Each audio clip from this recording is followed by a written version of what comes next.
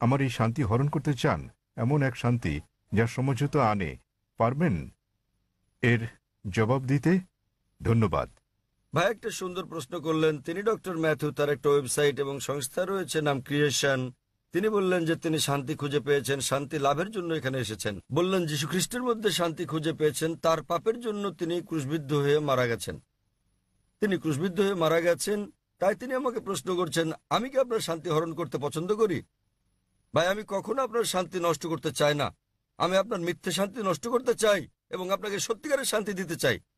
আমি যীশু খ্রিস্টকে তার উপর শান্তি বর্ষিত হোক ভালোবাসি, তাকে শ্রদ্ধা করি এবং সম্মান করি। আমি জানতে চাই আপনিও কি যীশু খ্রিস্টকে ভালোবাসেন কি না। আপনার কাছে আমার একটা প্রশ্ন, জি। আপনি কি একমত? হ্যাঁ। বিশ্বাস করেন যীশু খ্রিস্ট ঈশ্বর? হ্যাঁ। ঠিক আছে ভাই, এবার হয় আপনি সত্যিকারের শান্তি নিন, নয় আমি আপনার শান্তি গ্রহণ করি। ঠিক, ঠিক আছে। যদি আপনার শান্তি প্রকৃত শান্তি হয় আমি আমার শান্তি ছেড়ে দিয়ে আপনার সঙ্গে যোগ দেব। ঠিক আছে। এখন আমাকে বললেন যীশু খ্রিস্ট তারপর শান্তি পরিষদ হোক ঈশ্বর। আমি চ্যালেঞ্জ করছি আপনাকে, পারলে বাইবেলের এমন একটা অনুচ্ছেদ দেখান, স্পষ্ট করে বলা একটা অনুচ্ছেদ দেখান, একটা দ্ব্যর্থহীন ভাবে বলা অনুচ্ছেদ দেখান, যেখানে যীশু খ্রিস্ট তারপর শান্তি পরিষদ হোক নিজে বলেছেন যে আমি ঈশ্বর অথবা আমার উপাসনা করো, তাহলে আমি খ্রিস্টান ধর্ম গ্রহণ করতে রাজি আছি। আপনি বললেন যীশু হলেন ঈশ্বর। মুসলিমদের যতটা সংশ্লিষ্টতা রয়েছে তাতে ইসলাম ধর্ম হচ্ছে একমাত্র খ্রিস্টান ধর্ম বিশ্বাস যাতে যীশু খ্রিস্টকে তার উপর শান্তি বর্ষিত হোক বিশ্বাস করতে বলা হয়েছে। কোন মুসলিমই মুসলিম হতে পারবে না যদি সে যীশু খ্রিস্টকে বিশ্বাস না করে। আমরা বিশ্বাস করি যে তিনি সর্বশক্তিমান ঈশ্বরের অন্যতম সেরা পয়গম্বর ছিলেন। আমরা বিশ্বাস করি যে তিনি মসীহ ছিলেন, মানে খ্রিস্ট ছিলেন। আমরা বিশ্বাস করি তিনি জন্ম নিয়েছিলেন অলৌকিকভাবে, কোনো পুরুষের সংস্রব ছাড়াই, যা অনেক আধুনিক খ্রিস্টানে বিশ্বাস করে না। আমরা বিশ্বাস করি যে তিনি ঈশ্বরের অনুমতিক্রমে মৃতকে জীবন দান করেছিলেন। আমরা বিশ্বাস করি যে তিনি ঈশ্বরের অনুমতিতে জন্মান্ধ কুষ্ঠরোগীদের সুস্থ করেছিলেন। মুসলিম আর খ্রিস্টানরা এখানে একসঙ্গে চলছি, কিন্তু পার্থক্য আছে। যেমনটা আপনি বললেন যে বেশিরভাগ খ্রিস্টান বিশ্বাস করেন যে যীশু খ্রিস্ট নিজেকে ঈশ্বর দাবি করেছেন। পরিষ্কার করে বলা এমন একটিও উক্তি নেই সম্পূর্ণ বাইবেলে যেখানে যীশু খ্রিস্ট নিজেকে বলেছেন যে আমি ঈশ্বর কিংবা আমার উপাসনা করো। যদি এরকম উক্তি দেখাতে পারেন আমি খ্রিস্ট ধর্ম গ্রহণ করতে প্রস্তুত। যদি তিনি না বলে থাকেন তাহলে কেন আপনারা বিশ্বাস করেন তিনি ঈশ্বর? আর কোথায় যীশু খ্রিস্ট নিজে বলেছেন যে আপনাদের পাপ নিয়ে তিনি ক্রুশবিদ্ধ হয়ে মারা গেছেন? এই শিক্ষাটা হচ্ছে পলের। আপনারা কি পলকে না যীশু খ্রিস্টকে তার উপর শান্তি বর্ষিত হোক অনুসরণ করছেন?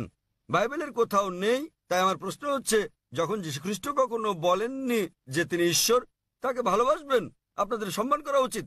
তিনি বলেন যখন তাকে জিজ্ঞাসা করা হলো, যা ছিল প্রথম উপদেশ, সেটা উল্লেখ আছে গসপেল অব মার্ক অধ্যায় নম্বর 12 অনুচ্ছেদ নম্বর 29। তিনি বলেন, শোনো হে ইসরায়েলগণ, আমাদের প্রভু ঈশ্বর হলেন এক ঈশ্বর। তিনি পূর্বসূরি মুসা আলাইহিস সালামের বাণীর আক্ষরিক পুনরাবৃত্তি করেন। তাই আমি আপনাকে বলছি, যদি আপনি যীশু খ্রিস্টের বাণীগুলো জেনে থাকেন, যদি আপনি বলেন যে খ্রিস্টান সেই ব্যক্তি যে যীশু খ্রিস্ট বা ঈসা আলাইহিস সালামের উপদেশ অনুসরণ করে, যেমন উল্লেখ রয়েছে বুক অব এফিসিয়েন্স অধ্যায় নম্বর 5 অনুচ্ছেদ নম্বর 18, যে মদ পান করো না। এটা আরো উল্লেখ আছে বুক অব প্রভাবস অধ্যায় নম্বর 20 অনুচ্ছেদ নম্বর 1। মদ হচ্ছে ব্যঙ্গকারী, প্রতারিতরা এটা গ্রহণ করে। আমরা মুসলিমরা মদ পান করি না, কিন্তু অনেক খ্রিস্টানই পান করে। এছাড়াও আমরা মুসলিমরা শুকরের মাংস খাই না, যেমন বাইবেলে উল্লেখ আছে বুক অব লেভিটিকাস অধ্যায় নম্বর 11 অনুচ্ছেদ 7 ও 8, বুক অব ডিউটেরোনমি অধ্যায় 14 অনুচ্ছেদ নম্বর 8, বুক অব আইজায়া অধ্যায় নম্বর 65 অনুচ্ছেদ 2 থেকে 5। তোমরা শুকরের মাংস খাবে না। আমরা মুসলিমরা শুকরের মাংস খাই না, কিন্তু খ্রিস্টানদের বেশিরভাগই খাই।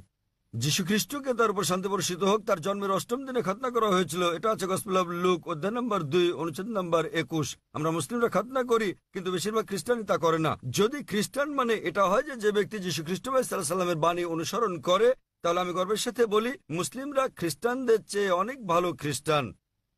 তাহলে কোথায় আপনারা যীশু খ্রিস্টের উপদেশ মেনে চলেন আর বলেন যে আপনারা তার উপাসনা করেন? তো ভাই, বাইবেলের এমন একটা অনুচ্ছেদ আপনি উল্লেখ করেন যেখানে যীশুখ্রিস্ট তার নিজের মুখে দ্ব্যর্থহীন ভাষায় বলেছেন যে আমি ঈশ্বর কিংবা আমার উপাসনা করো। ডক্টর জাকির নায়েক। জি ভাই। আমার প্রশ্নটি ছিল শান্তির ওপর, এবং আমার সেই শান্তি রয়েছে। আমি কোনো কিছু প্রমাণ কিংবা আপনার সঙ্গে ভিন্নমত পোষণ করার জন্য কিছু মুখস্থ রাখতে কিংবা বলতে আসি। আমি যা বলতে চাই তা হচ্ছে শান্তি, যা আমার বিশ্বাস থেকে এসেছে। কারণ আমরা সবাই পাপী এবং আমাদের পাপ মোচনের জন্য ত্যাগ স্বীকার করা প্রয়োজন। তবে তা আমাদের কাজের মাধ্যমে নয়, বরং এটা বিশ্বাস করার মাধ্যমে যে ঠিক আছে, যীশু খ্রিস্ট আমার পাপের প্রায়শ্চিত্ত করে গেছে। ভালো, তাহলে আপনি একমত যে যীশু খ্রিস্ট সব মানুষের পাপ মোচন করে গেছেন। আপনি কি ব্যাপারে একমত? হ্যাঁ, যারা তাকে বিশ্বাস করে। ঠিক আছে, তাহলে ধরুন আপনার মতো একজন খ্রিস্টান যে যীশু খ্রিস্টকে বিশ্বাস করে সে আপনার স্ত্রীকে ধর্ষণ করলো, তাহলে কি সে স্বর্গে না নরকে যাবে? মাফ করবেন। যদি একজন খ্রিস্টান হুম। এসে আপনার স্ত্রীকে ধর্ষণ করে, যে বিশ্বাস করে যীশু খ্রিস্ট তার পাপের জন্য মারা গেছেন, তাতে যে পাপই করুক না কেন তার পাপ মোচন হয়ে গেছে। তো না। যীশু খ্রিস্ট যদি তার পাপের জন্য মারা গিয়ে থাকেন, এর অর্থ সব খ্রিস্টান পুরুষরা নারী ধর্ষণ করলে কোনো পাপ হবে না, না? কখনই না। কেন কখনো নয়? আপনি তো বললেন, যদি আপনি কোনো বলেছেন, ব্যক্তি আপনি তো বললেন ভাই, আপনি বললেন আপনার কর্ম আপনাকে স্বর্গে নেবে না, এটা আপনার বিশ্বাস। তাহলে যদি বিশ্বাস করেন যীশু খ্রিস্ট আপনার পাপের জন্য মারা গেছেন, যদি ধর্ষণ করেন, ডাকাতি করেন, যদি অন্য মানুষকে নির্যাতন করেন, তাহলে কি আপনি স্বর্গে যেতে পারবেন?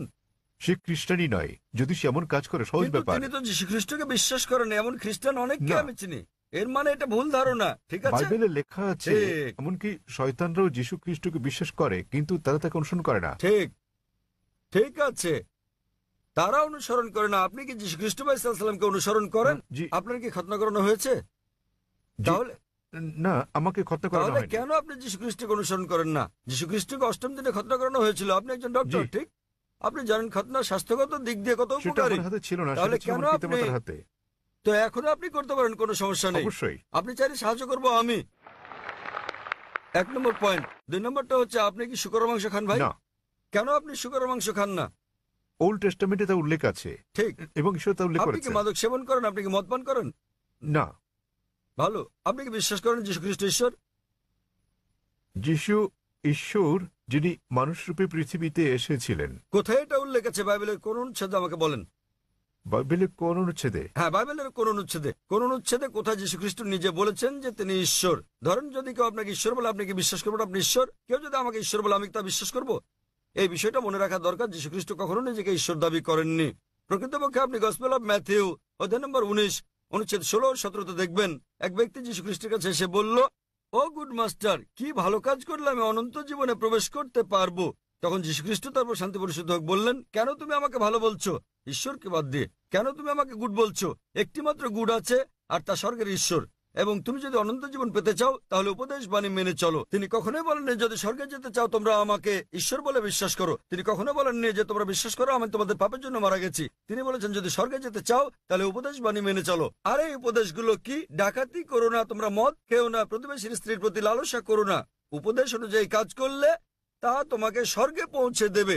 যীশুখ্রিস্ট কখনোই বলেননি যে তিনি ঈশ্বর ছিলেন। তাহলে আপনারা কেন বলছেন যে যীশুখ্রিস্ট তারপর শান্তি বর্ষিত হোক ঈশ্বর? আপনারা তার বাণী মানছেন না।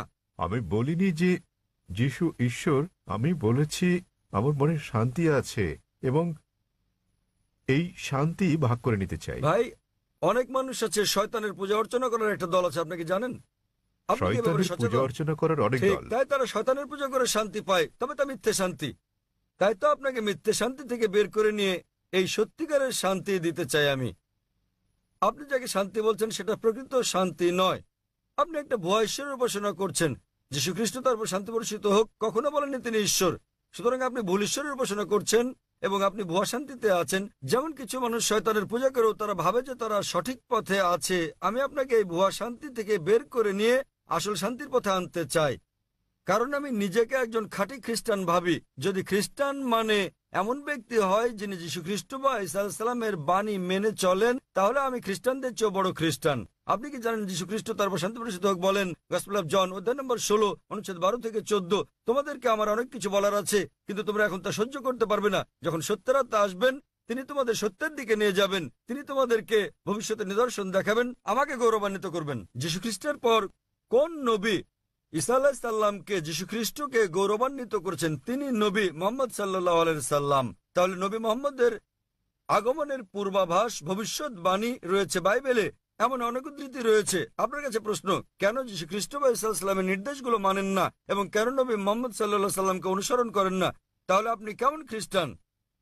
আপনি কি বোঝাতে চেয়েছেন যে আমি খ্রিস্টানদের শিক্ষা অনুসরণ করি না? মোটেই তা নয়, আমি রেফারেন্স দিয়ে উদ্ধৃতি দিচ্ছি। বাড়ি ফিরে গিয়ে আপনি বাইবেল দেখেন রেফারেন্স সহ। আমি সত্যিকারের খ্রিস্টান, আপনি খ্রিস্টান নন। যাচাই করা সহজ ভাই। সহজ, খুবই সহজ। আপনি যা বলছেন আমি তা উদ্ধৃতি দিয়ে বলছি, আপনি একটি উদ্ধৃতিও দিতে পারেননি। আমি খ্রিস্ট ধর্মবেত্তাদের চ্যালেঞ্জ করছি। আমি খ্রিস্ট ধর্মবেত্তাদের যে কাউকে চ্যালেঞ্জ করছি। আপনাদের ধর্মবেত্তাদের নিয়ে আসুন। যদি আপনি বলেন যে আপনার ধর্ম সম্পর্কে জ্ঞান নেই, তাহলে আপনার ধর্মবেত্তাদের নিয়ে আসুন, বিশ্বের শ্রেষ্ঠ, এবং আমরা সংলাপে বসবো। নিশ্চয়। তবে সে ব্যক্তিকে হতে হবে বিজ্ঞ, রাস্তাঘাটে জানাতন লোক নয়, এমন ব্যক্তি যিনি মানুষকে আকৃষ্ট করতে পারেন, এমন ব্যক্তি যিনি পড়াশোনা করেছেন। আপনি ভারতের মধ্যে, বিশ্বের মধ্যে যিনি সবচেয়ে ভালো তাকে নিয়ে আসুন, আমরা সংলাপ করব।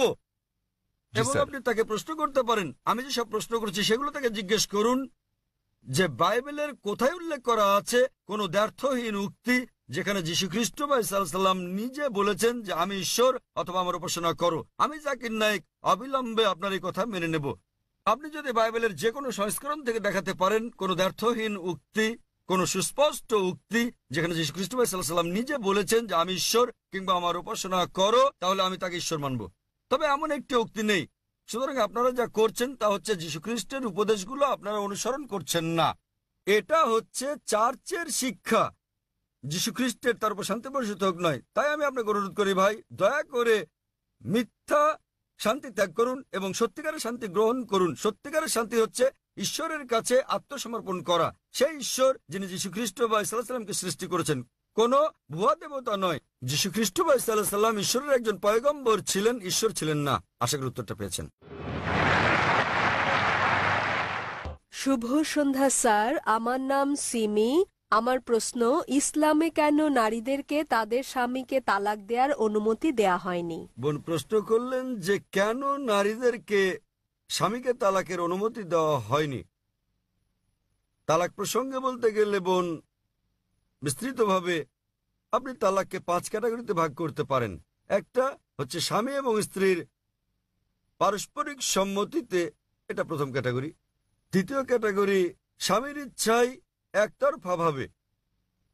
তৃতীয় ক্যাটাগরি যদি নিকাহনামায় উল্লেখ করা হয়ে থাকে, একজন নারী যখন একজন পুরুষকে বিয়ে করেন তখন যদি তিনি চুক্তির মধ্যে এটা উল্লেখ করেন।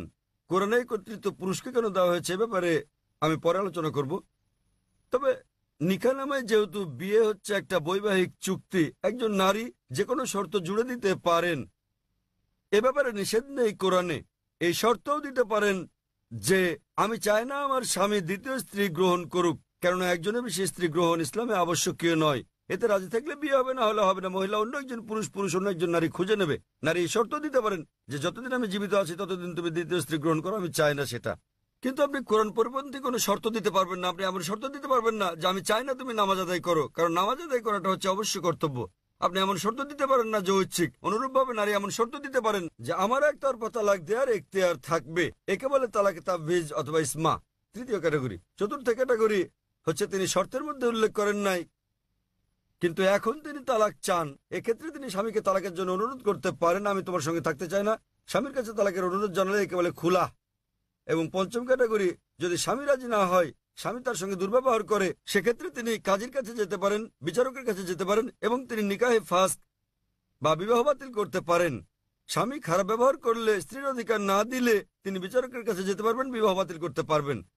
তাহলে একজন মহিলাও তালাক দিতে পারেন। তবে স্বাভাবিক পরিস্থিতিতে পুরুষদেরই এই ক্ষমতা দেওয়া হয়েছে। কেন? কারণ বিয়ের সময় যে ব্যক্তি ক্ষতিগ্রস্ত হয় তিনি পুরুষ, নারী নন। নারী লাভবান।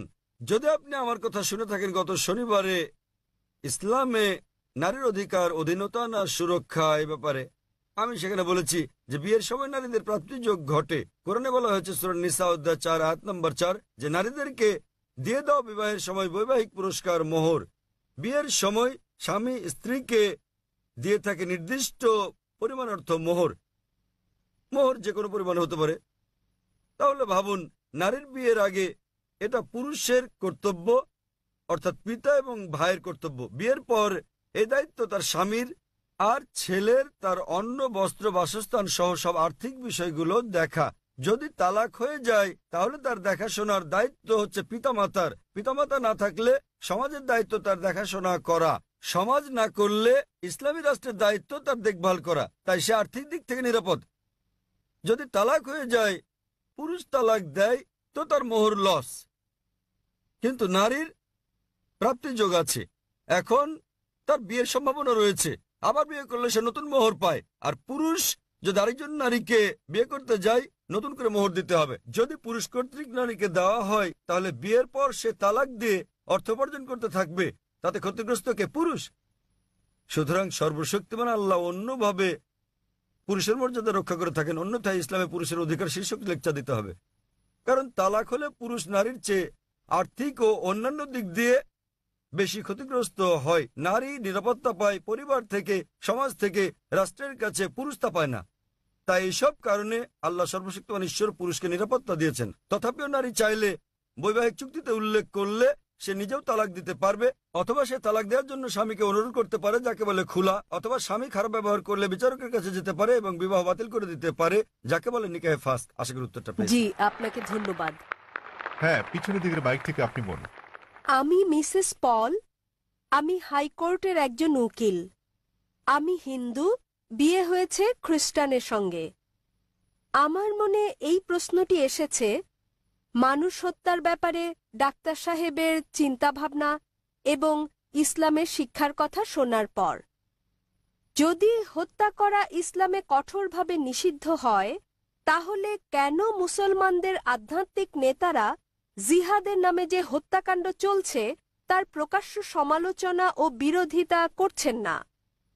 মুসলমানরা কিভাবে কতিপয় মুসলমানের ইসলামের অপব্যবহার ও অপব্যাখ্যা মেনে নিচ্ছেন, যারা সারা বিশ্বে মুসলমানদের নামে কলঙ্ক লেপন করছেন?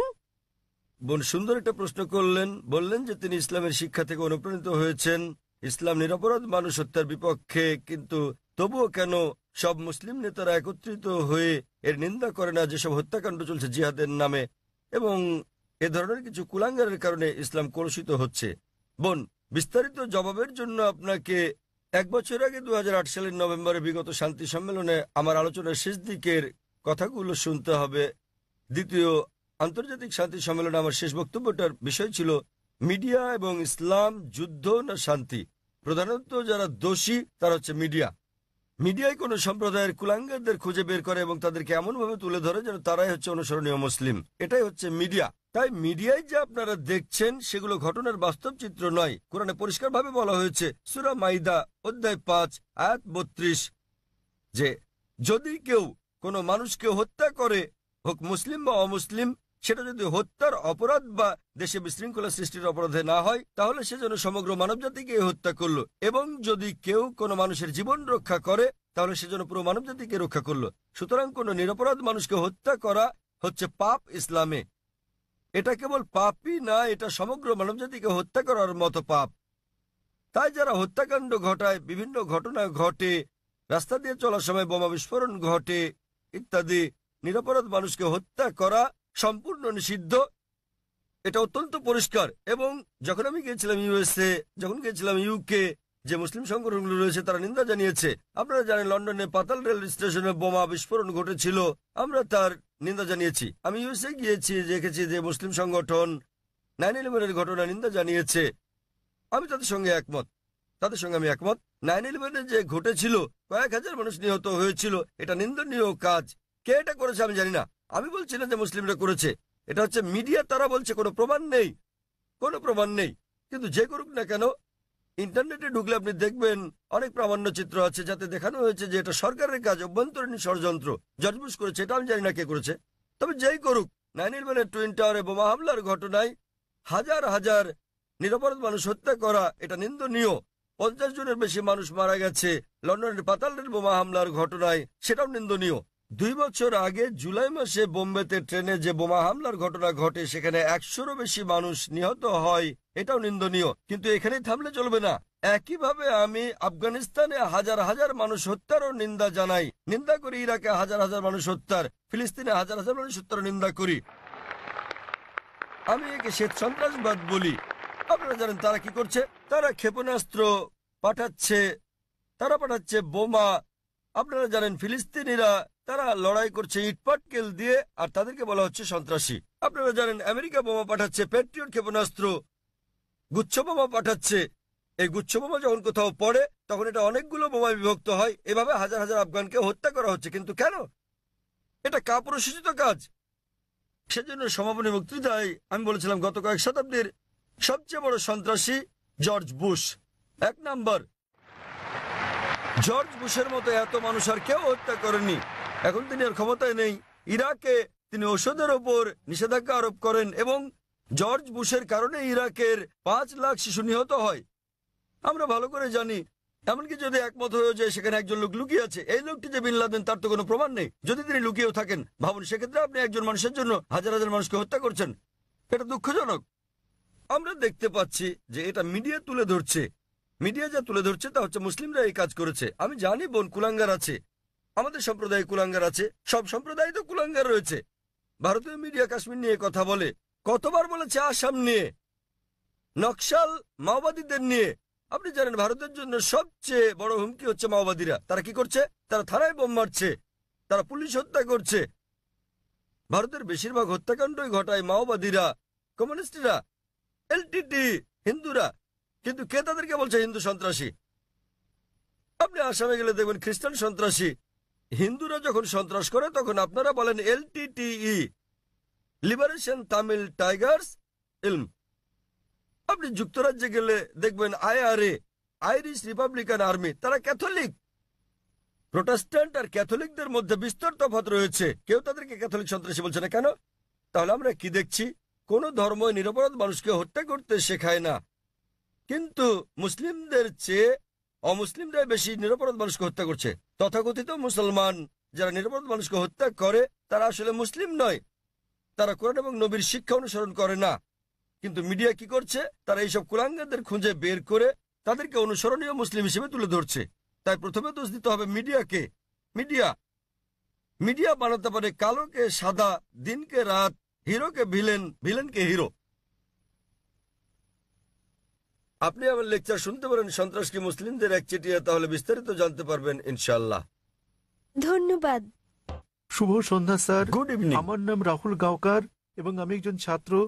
আমি ইসলাম ধর্ম সম্পর্কে আপনার কাছে জানতে চাই, অন্যান্য মুসলমানদের তুলনায় কেন শিয়া মুসলমানদের কম গুরুত্ব দেয়া হয়? আমি আমার এক মুসলমান বন্ধুর কাছে শুনেছি তাদেরকে শিয়া পরিবারের পানীয় পান করার অনুমতি দেয়া হয় না। পানীয় না, ঠিক আছে? আমি আসলে জানতে চাই, এও বলা হয়ে থাকে যে ইরাকে সাদ্দাম হোসেন যা করেছেন, তিনি রাসায়নিক গ্যাস প্রয়োগ করেছেন, তিনি শিয়াদের উপর নৃশংসতা চালিয়েছেন, যা দ্বিতীয় বিশ্বযুদ্ধের সময় ইহুদিদের উপর হিটলারের নির্যাতনের সঙ্গে তুলনীয়। তাহলে এটিকে কি আপনি অবিচার মনে করেন না? আমি আরো জানতে চাই, প্রকৃতপক্ষে পূর্বে শিয়ারা ইসলাম ধর্মে যে ভুল করেছে তারা আজও তার প্রায়শ্চিত্ত করে যাচ্ছে কিনা? ভাই প্রশ্ন করলেন যে শিয়াদের কেন নিচ বললে গণ্য করা হয়, তারা কি অপরাধ করেছে, সাদ্দাম হোসেন কেন তাদেরকে হত্যা করেছে, যেমন জার্মানিতে হিটলার রাসায়নিক অস্ত্র দিয়ে ইহুদিদের হত্যা করেছে ইত্যাদি। ভাই ইসলামে কোনো শিয়া সুন্নি নেই, কোনো শিয়া সুন্নি নেই ইসলামে। অনেক লোক আছে। আমি উত্তরটা দেই, আমি উত্তর দেব। আপনার প্রশ্নের উত্তর দেওয়ার পর আপনি বলবেন। ইসলামে কোনো শিয়া সুন্নি নেই। কোরআনে বলা হয়েছে সূরা আলে ইমরান অধ্যায় 3 আয়াত নম্বর 103, তোমরা আল্লাহর রজ্জু শক্ত করে ধরো এবং পরস্পর বিচ্ছিন্ন হও না। আমাদেরকে আল্লাহর রজ্জু ধরতে হবে, এটা কোরআন এবং নবী মুহাম্মদ সাল্লাল্লাহু আলাইহি ওয়াসাল্লামের সহিহ হাদিস। যদি আপনি এই রজ্জু ধরেন তাহলে আপনি খাঁটি মুসলিম। ইসলামে শিয়া সুন্নি নেই এবং ইসলামে কোনো ভাগ নেই। কোরআন বলছে সূরা আনাম অধ্যায় নম্বর 6 আয়াত নম্বর 159, হে নবী, নিশ্চয়ই যারা খণ্ড বিখণ্ড করেছে, অনেক দল করেছে ইসলাম ধর্মকে, তাদের সাথে আপনার কোনো সম্পর্ক নেই। আল্লাহ বিচার দিবসে তাদের ব্যাপারটা দেখবেন। এবং আমাদের নবী মুহাম্মদ সাল্লাল্লাহু আলাইহি ওয়াসাল্লাম বলেছেন যে মুসলিমদের মধ্যে 73টি দল হবে, এর মধ্যে কেবলমাত্র একটি দল যাবে জান্নাতে। সাহাবাগণ জিজ্ঞেস করলেন কোন দলটি? যারা অনুসরণ করবে আমাকে এবং আমার সাহাবীদের, যারা কোরআন এবং নবীর সহিহ হাদিস মেনে চলবে তারা। সুতরাং কোরআন বলছে ধর্মকে খণ্ড বিখণ্ড করো না। আমাদের নবী বলেন, এমনকি কোরআনে বলা হয়েছে কিছু লোক থাকবে তারা দল সৃষ্টি করবে। কতটা? 73টা। যে দল সঠিক পথে থাকবে তারা বিভাজন সৃষ্টি করবে না। সুতরাং যে কেউ নিজেকে মুসলিম ছাড়া অন্য কিছু বললেও শব্দটি হবে মুসলিম। মুসলিম মানে যে নিজের ইচ্ছাকে আল্লাহর কাছে সমর্পণ করেছে। নবী কি ছিলেন? তিনি শিয়া ছিলেন না সুন্নি ছিলেন? তিনি কি ছিলেন? তিনি ছিলেন মুসলিম। এবং এর আগে আমি বোনকে যে জবাব দিয়েছি তাতে ছিল সূরা আলে ইমরান অধ্যায় 3 আয়াত নম্বর 64 বলা হয়েছে, সাক্ষী থাকো যে আমরা মুসলিম। বিচার করার জন্য আপনি কি করবেন মুসলিমরা ঠিক না ভুল পথে চলছে? আপনি দেখবেন কোরআন। মোহাম্মদ, জাকির, সুলতান, আব্দুল্লাহ, যে কোনো নাম হোক, কোনো সমস্যা নেই। নিজেকে পরীক্ষা করতে বলেন, যদি সে কোরআন এবং নবীর নির্ভরযোগ্য বাণী বুখারী, মুসলিম ইত্যাদি অনুসরণ করে তাহলে সে খাঁটি মুসলিম। যদি সে নবীর প্রকৃত শিক্ষার বাইরে যায়, বুখারী, মুসলিম এবং অন্যান্য সহিহ হাদিসের বাইরে যায় এবং কোরআনের বিপক্ষে যায়, তাহলে সে প্রকৃত মুসলিম নয়। প্রকৃত মুসলিম হচ্ছে সে যে মেনে চলে কোরআন এবং নবী মোহাম্মদ সাল্লাল্লাহু আলাইহি সাল্লামের যথাযথ শিক্ষা। সুতরাং এটা জানার পর নিজেকে সে যাই বলুন না কেন, যদি না মেনে চলেন কোরআন এবং নবীর সব শিক্ষা হাদিস, তাহলে সে প্রকৃত মুসলিম নয়। আপনার প্রশ্নের দ্বিতীয় অংশ, সাদ্দাম হোসেন। প্রশ্নের মধ্যে সাদ্দাম হোসেন নেই, আছে প্রশ্নের মধ্যে? হ্যাঁ, সাদ্দাম হোসেন। সাদ্দাম হোসেন শিয়াদের হত্যা করেন। ভাই, আমি জানি না তিনি শিয়াদের হত্যা করেছেন কিনা, এটা মিডিয়া বলছে, কিন্তু হোক সাদ্দাম হোসেন, হোক হিটলার, হোক জর্জ বুশ, যে কোনো নিরপরাধ মানুষকে হত্যা করে, শিয়া সুন্নি বাদ দেন, যদি সে হত্যা করে নিরপরাধ কোনো হিন্দু, নিরপরাধ খ্রিস্টান, নিরপরাধ ইহুদিকে, তাহলে সেটা বড় অপরাধ। হোক না কেন সাদ্দাম হোসেন, হোক জর্জ বুশ, হোক না হিটলার, যে কোনো নিরপরাধ মানুষকে হত্যা করে, হোক সে মুসলিম বা মুসলিম, হোক না কোনো হিন্দু বা খ্রিস্টান কিংবা ইহুদি, যদি কেউ কোনো নিরপরাধ মানুষকে হত্যা করে, সেটা হচ্ছে একটা পাপ কাজ, এটা নিষিদ্ধ। কারো সাফাই করতে আমি এখানে আসিনি, তাতে হোক তার নাম জর্জ বুশ, হিটলার, সুলতান, আব্দুল্লাহ, টম, ডিক, হ্যারি বা যে কেউ, যে কোনো নির্দোষ মানুষকে হত্যা করা সবার জন্য নিষিদ্ধ।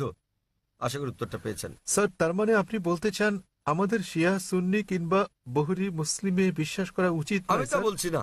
কোরআন কোন শিয়া সুন্নি নেই, কোরআনে মানে কোনো স্যার, বহুরি নেই। এখানে অনেক মসজিদ আছে, অনেক মসজিদ। তাহলে আপনি তাদেরকে বলেন, তাদের জিজ্ঞেস করেন শিয়া কথাটা কোথায় আছে কোরআনে, তাকে জিজ্ঞেস করেন বহুরি কোথায় আছে কোরআনে। স্যার, এটা আমার কলেজ বান্দ্রায়, স্যার, আমি অধ্যয়ন করছি। সুতরাং তারা মেনে চলছে না। আপনাকে যা করতে হবে তা হচ্ছে তাদের জিজ্ঞেস করেন তারা কি মোহাম্মদ সাল্লাল্লাহু আলাইহি সাল্লামের শিক্ষা অনুসরণ করে চলছে, তারা কি আল্লাহ সুবহানাহু ওয়া তাআলার শিক্ষা অনুসরণ করছে। আল্লাহ কোরআনে বলেছেন, সূরা আনাম অধ্যায় নম্বর 6 আয়াত নম্বর 159, যারা সৃষ্টি করেছে বিভক্তি ইসলাম ধর্মে, তাদেরকে আপনার কিছু করার নেই। ইসলাম ধর্মে বিভক্তি সৃষ্টি করা এটা হচ্ছে হারাম। তো ভালো মুসলমান হতে হলে আপনাকে আল্লাহর রজ্জু শক্ত করে ধরতে হবে, এটা বলা আছে কোরআনে। সুতরাং কাউকে আব্দুল্লাহ, সুলতান এরকম নামে ডাকলেই সে জান্নাতে যেতে পারবে না, বরং সেজন্য স্রষ্টা সর্বশক্তিমান আল্লাহর নির্দেশ পালন এবং নবী মুহাম্মদ সাল্লাল্লাহু আলাইহি সাল্লামের শিক্ষা অনুসরণ করতে হবে। ভাই, আপনাকে একটা প্রশ্ন করি, একটা প্রশ্ন। আপনি শিয়া সুন্নি নিয়ে খুবই উদ্বিগ্ন, জানতে চাচ্ছি সেটা কেন? স্যার, অনেক কিছু আমার বন্ধুরা। না, আপনি কি ইসলাম কবুল করতে চান, তারপরে কোন দলে যাবেন ভাবছেন? স্যার, আমি মানে আপনাকে আমি জিজ্ঞেস করছি, জি আপনি কি ইসলাম কবুল করতে চান আর ভাবছেন শিয়া না সুন্নিতে যোগ দেবেন, তাই? স্যার, না, না, আমি ইসলাম কবুল করতে চাচ্ছেন না। স্যার, এখানে অনেক ধর্ম আছে, ইসলাম ধর্মের অনেক ভাগ আছে। কোনো বিভক্তি নেই ইসলামে। ইসলামে কেবল একটি শব্দ আছে, মুসলিম। আপনাকে যে যাই বলুক, হ্যাঁ, হ্যাঁ, আপনাকে তারা বলেনি যে কোরআন বলেছে। আমি আপনাকে রেফারেন্স দিচ্ছি। লোকটি আমাকে বলেছে তিনি সুন্নি, তিনি আমাকে বলেন। তাকে সুন্নি হতে দিন, শিয়া হতে দিন, বহরি হতে দিন, যে কোনোটা। তাকে বলেন কোরআন বলছে বিভক্তি সৃষ্টি করো না। অধ্যায় নম্বর 6 লিখে রাখুন আপনি, এর অর্থ, অধ্যায় নম্বর 6। স্যার, এর অর্থ এগুলো সব হতাশাজনক। তিনি কোরআন মেনে চলছেন না। কোরআন বলছে সূরা আনাম অধ্যায় 6 আয়াত নম্বর 159, আপনি নোট করে রাখুন যে ডক্টর জাকির নায়েক বলেছেন, সূরা আনাম অধ্যায় 6 আয়াত 159 আছে, বিভক্তি সৃষ্টি করো না তোমরা। আপনাকে যা করতে হবে, নিজেকে ঈশ্বরের কাছে সমর্পণ করতে হবে আপনার। এখন আমি জানতে চাই, আপনি কি নিজেকে ঈশ্বরের কাছে সমর্পণ করতে চান? ভাই, হ্যাঁ, নিজেকে ঈশ্বরের কাছে সমর্পণ করতে চান আপনি? স্যার, আমি ইসলামকে শ্রদ্ধা করি, আমি না, ইসলামে ঠিক বিশ্বাস আছে। করি। আপনি ইসলামকে শ্রদ্ধা করেন, আপনি কি এক ঈশ্বরে বিশ্বাস করেন? হ্যাঁ, এক ঈশ্বরে বিশ্বাস করেন আপনি? হ্যাঁ, জি স্যার, আমি ঈশ্বরে বিশ্বাস মূর্তি করি। পূজা করা ঠিক নয়। হ্যাঁ, হ্যাঁ, আপনি কি বিশ্বাস করেন ঈশ্বরের কোনো প্রতিমা নেই? ঈশ্বরের কোনো প্রতিমা নেই। আপনি কি তা বিশ্বাস করেন? আমি জানি না স্যার। আপনি কি প্রতিমা পূজায় বিশ্বাসী? হ্যাঁ, হ্যাঁ, আপনি কি প্রতিমা পূজায় বিশ্বাস করেন? কি বললেন? প্রতিমা পূজা ঠিক না ভুল? মানে ঈশ্বর? না। আপনি কি বিশ্বাস করেন প্রতিমা পূজা করা ঠিক না ভুল? হ্যাঁ, এটা ঠিক না ভুল? এটি ঠিক স্যার। প্রতিমা পূজা করা, কিন্তু এটা তো বেদের বিপরীত। আপনাদের বেদ বলছে তোমরা এক ঈশ্বর ছাড়া কারো উপাসনা করবে না। এটা উল্লেখ আছে আপনাদের যজুর বেদে অধ্যায় 32 অনুচ্ছেদ 3, শ্বেতার উপনিষদ অধ্যায় 4 অনুচ্ছেদ 19। না তস্যের প্রতিমা অস্তি। মহান ঈশ্বরের কোনো পুতুল নেই, কোনো আকৃতি নেই, কোনো ফটোগ্রাফ নেই, কোনো ছবি নেই, কোনো প্রতিমা নেই, কোনো ভাস্কর্য নেই, কোনো মূর্তি নেই। আমি আপনাকে জিজ্ঞেস করছি, যখন আপনাদের বেদ বলছে ঈশ্বরের কোনো আকৃতি নেই, কোনো মূর্তি নেই, কোনো প্রতিমা নেই, এরপরও কি আপনি প্রতিমা পূজা বিশ্বাস করেন? জি স্যার। শিয়া সুন্নি বাদ দেন, আপনাকে জিজ্ঞেস করছি, আপনি কি বেদ মানেন? স্যার, অনুসরণ করছেন কি না? ধর্ম মানেন কি না? স্যার, কারণ আমি এই ধর্মের স্যার। ঠিক, তাই আমি বলছি যে এটা আমার ভুল নয় স্যার, আমি এই এই ধর্মের মধ্যে ধর্মের জন্ম মধ্যে নিয়েছি বড় স্যার। হলেও আমি জিজ্ঞেস করছি যে অধ্যয়ন করা আপনার কর্তব্য কিনা। সে কারণে আপনার বেদ, আমি এই বিষয়টি অনুসন্ধান তাই আমি করছি। আপনাকে বলছি ভাই, আপনাদের ধর্মগ্রন্থ বেদে আছে, যজুর্বেদ অধ্যায় 32 অনুচ্ছেদ 3, শ্বেতাশ্বেতার উপনিষদ অধ্যায় 4 অনুচ্ছেদ 19, এটা বলছে, न तस्य प्रतिमा अस्ति। এটা একটা সংস্কৃত উদ্ধৃতি। এর মানে সর্বশক্তিমান ঈশ্বরের কোনো প্রতিমা নেই, কোনো আকৃতি নেই, কোনো আলোকচিত্র নেই, কোনো ছবি নেই, কোনো ভাস্কর্য নেই, কোনো প্রতিমূর্তি নেই, কোনো পুতুল নেই। যদি আপনার ধর্মগ্রন্থ বলে সর্বশক্তিমান ঈশ্বরের প্রতিমা নেই, তাহলে কি প্রতিমা পূজা করা ঠিক না ভুল? ঠিক না ভুল? ঠিক বেঠিক ঠিক করার মতো এত বড় ব্যক্তি আমি নই স্যার। না না, আপনার ধর্মগ্রন্থ বলছে ঈশ্বরের কোনো আকৃতি নেই, কোনো প্রতিমা নেই, কোনো মূর্তি নেই, কোনো ছবি নেই, তথাপি ঈশ্বরের মূর্তি করা ঠিক না ভুল? কেন আমার পূর্ববর্তী ব্যক্তিগণ, মানে আমার পূর্বসূরীরা কেন এই কাজ করেছে স্যার? স্যার আমি তাদের দোষ দিতে জি? পারি না। আমার আমার পূর্বসূরীরা, আমার পূর্বে হিন্দু ধর্মের লোকের এটা করেছে স্যার। স্যার আমি তাদের দোষ দিতে আমি পারি না। হিন্দুদের প্রশ্ন করছি না, আমি আপনাকে জিজ্ঞেস করছি আপনার ধর্মগ্রন্থ, আপনার ধর্মের সবচেয়ে গ্রহণযোগ্য গ্রন্থ কোনটি? আপনি জানেন না? কি আপনি স্যার? কি জানেন আপনার ধর্মের সর্বশ্রেষ্ঠ গ্রন্থ কোনটি? স্যার এটা মানে হচ্ছে বেদ। হ্যাঁ তাহলে আপনি দেখেন আমার ভিডিও ক্যাসেট ইসলাম ও হিন্দু ধর্মের সাদৃশ্য সমূহ। আমি অনুরোধ করছি ভলান্টিয়ারদের তাকে একটা ইসলাম ও হিন্দু ধর্মের সাদৃশ্য নামে ডিভিডি দেওয়ার জন্য। আপনার কোনো প্রশ্ন থাকলে আমার সঙ্গে সাক্ষাৎ করতে পারেন, ইনশাল্লাহ আপনার সন্দেহ দূর হবে। আর আমি আপনাকে অনুরোধ করব এটা পড়ুন, বুঝুন এবং সঠিক শান্তি খুঁজে নিন। স্যার শেষ কথা আমি আপনাকে জিজ্ঞেস করতে চাই স্যার, মানে আমাদেরকে এসব বিশ্বাস করলে হবে না যে ইসলামে অনেক বিভক্তি আছে, যেমন শিয়া সুন্নি, এগুলো আমাদের বিশ্বাস করা উচিত নয়, আমাদের কেবল কোরআনে বিশ্বাস করা উচিত। কোরআন এবং নবীর সহিহ হাদিস ব্যাস। যে কোনো আলেম যায় বলুন, কোরআন বলছে সূরা নিসা অধ্যায় 4 আয়াত নম্বর 59, अतिउल्लाह अतिउर रसूल। আল্লাহ ও তার রাসূলকে মানো এবং অতঃপর তোমাদের মধ্যে যারা আদেশ দানের কর্তৃত্বপ্রাপ্ত, যাদেরকে এই কাজের দায়িত্ব দেওয়া হয়েছে তাদের, অর্থাৎ আপনাকে আল্লাহ এবং সর্বশক্তিমান ঈশ্বর, তার রাসূল এবং জ্ঞানী ব্যক্তিদের মান্য করতে হবে। কিন্তু আয়াতটা এখানেই শেষ হয়নি। আরো বলা হয়েছে যদি তারা কোনো বিষয়ে একমত হতে না পারে তো আল্লাহ তার রাসূলের উপর ছেড়ে দাও। যদি কেউ আপনাকে কিছু বলে আপনি তা কোরআন এবং সহিহ হাদিস দিয়ে যাচাই করুন সেটা ঠিক না ভুল। এ কারণে যে কোনো আলেম যাই বলুক না কেন তার কোনো মূল্য নেই ইসলামে। স্যার আমাদের সেখানে বিষয় হচ্ছে আল্লাহ সর্বশক্তিমান ঈশ্বর এবং তার বার্তাবাহক। কোন আলেম কিছু বললে তা যদি কোরআন এবং সহিহ হাদিসের সঙ্গে মিলে তো আমরা গ্রহণ করি, আর যদি কোরআন হাদিসের বিপরীতে হয় তা প্রত্যাখ্যান করি।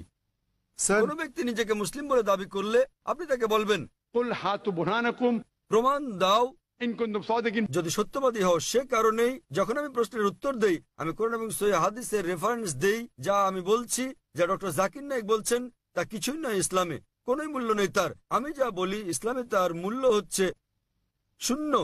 যা কোরআন বলছে, সর্বশক্তিমান ঈশ্বর বলছেন, যা আমাদের প্রিয় নবী মুহাম্মদ সাল্লাল্লাহু সাল্লাম বলছেন তা মূল্যবান। তাই আমি যা দিচ্ছি তা হচ্ছে রেফারেন্স। যারা জানেন না আমি তাদের রেফারেন্স দিচ্ছি। আমার উত্তরের ভিত্তি কোরআনের বিভিন্ন আয়াতের শিক্ষা, আমার জবাবের ভিত্তি নবীর বাণী, সহিহ বুখারী খণ্ড নাম্বার ইত্যাদি প্রমাণ হিসেবে। সুতরাং তারা যা বলেন তার মূল্য আছে, আমি যা বলি মূল্য নেই। আশা করি উত্তরটা পেয়েছেন। আমরা পুরুষদের শাড়ির মাঝের দিকের মাইক থেকে পরবর্তী প্রশ্নটি নেব। সকলকে শুভ সন্ধ্যা এবং শুভ সন্ধ্যা ডক্টর নায়েক। আজ আমি এক মানুষ কথা বলছি মানবতার পক্ষে। এখানে ডক্টর নায়েক রয়েছেন, আমরা আপনার নাম জানতে পারি হ্যাঁ, দয়া করে? আমি চিরাগ, এবং দয়া করে আমার ধর্ম জিজ্ঞাসা করবেন না। ডক্টর নায়েক, আপনি সম্ভবত মুসলিম পরিবারে জন্মগ্রহণ করেছেন, তাই আপনি মুসলমান, তাই আপনি সেটাই অনুমোদন করছেন। যদি আপনি হিন্দু পরিবারে জন্ম নিতেন তাহলে আজ আপনার হিন্দু ধর্ম হতে পারত। এক্ষেত্রে আমি মনে করি চরম জাতি কেন্দ্রিকতা থেকে আপনি ভাবছেন আপনার ধর্ম, সংস্কৃতি, বিশ্বাস ও ধারণা শ্রেষ্ঠ। তাই আপনি বলছেন যে শিখ অথবা আর্য সমাজ বা যে ধর্মেই প্রতিমা পূজা পরিত্যাগ করার কথা বলা হয়েছে সেটি আপনি সমর্থন করেছেন। আমার মতে একই জায়গায় ঘুরপাক না খেয়ে মানবতার ব্যাপক ধর্ম নিয়ে আমাদের আলোচনা করা উচিত। কোনো মন্তব্য কিংবা যুক্তি ভাই স্যার? খুব সুন্দর একটা প্রশ্ন করেছেন। তিনি বলেছেন মুসলিম পরিবারে জন্ম নেওয়ার কারণে আমি ইসলাম ধর্ম অনুমোদন করছি। হতে পারতো আমি যদি হিন্দু পরিবারে জন্ম নিতাম তাহলে হিন্দু ধর্মই পছন্দ করতাম আমি, এবং আমি শিখ ধর্ম ও আর্য সমাজকে সমর্থন করি, কারণ আমার দৃষ্টিভঙ্গির সঙ্গে তাদের মিল আছে এবং এর আশেপাশে আমি বিচরণ করছি। বরং আমার আরো বৃহৎ পরিসরে কথা বলা উচিত ছিল। খুব ভালো প্রশ্ন হ্যাঁ, ভাই। আমি আপনার সাথে একমত। 19 বছর বয়স পর্যন্ত আমি মুসলমান ছিলাম, কারণ আমার পিতা মুসলমান ছিলেন। বয়স 19 বছর হওয়ার পর আমি তুলনামূলক ধর্ম অধ্যয়ন করা শুরু করলাম। এখন আমি ব্যক্তিগত পছন্দে মুসলমান। আর বিশ্বাস করেন, যদি আপনি ইসলামের চেয়ে ভালো কোনো ধর্ম আমাকে দেখাতে পারেন, তাহলে আজই আমি সেই ধর্ম গ্রহণ করতে প্রস্তুত আছি। আজই। স্যার, আমি মানবতার ধর্মের কথা বলছি। ভাই আমি বলবো জি জি আমি বলছি, যদি কেউ ইসলামের চেয়ে ভালো কোনো ধর্ম তা যুক্তি দিয়ে, বৈজ্ঞানিক তথ্য দিয়ে প্রমাণ করতে পারেন, তাহলে আমি গ্রহণ করতে প্রস্তুত আছি। আপনি বলছেন মানবতার কথা। কে মানবতার নামে গ্রন্থ রচনা করেছেন? মহাত্মা গান্ধী। কে লিখেছেন? আপনি জানেন একজন মুসলমান ভালো মুসলমান হতে পারবেন না যদি তিনি ভালো মানুষ না হন। সে কথা সব ধর্মেই বলে, ভাই, সব ভাই ধর্মে আমাকে বলে। শেষ করতে দেন।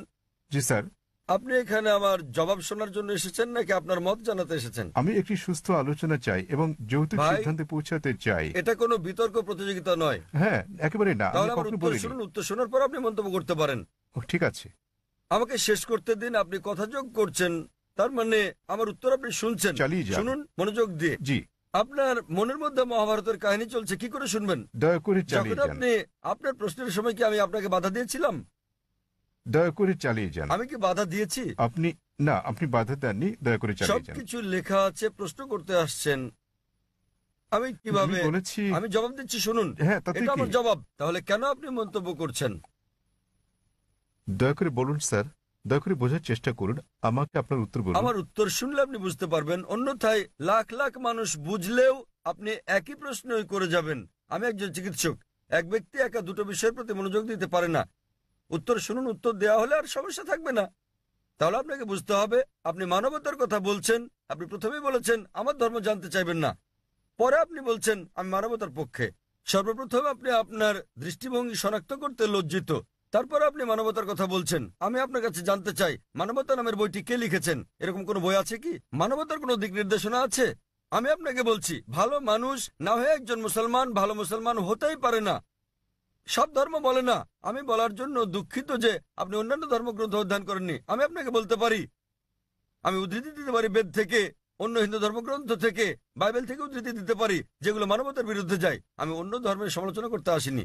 যদি আপনি কোনো ধর্ম অধ্যয়ন করে না থাকেন, তাহলে দয়া করে এমন কিছু বলবেন না যে ব্যাপারে আপনার জ্ঞান নেই।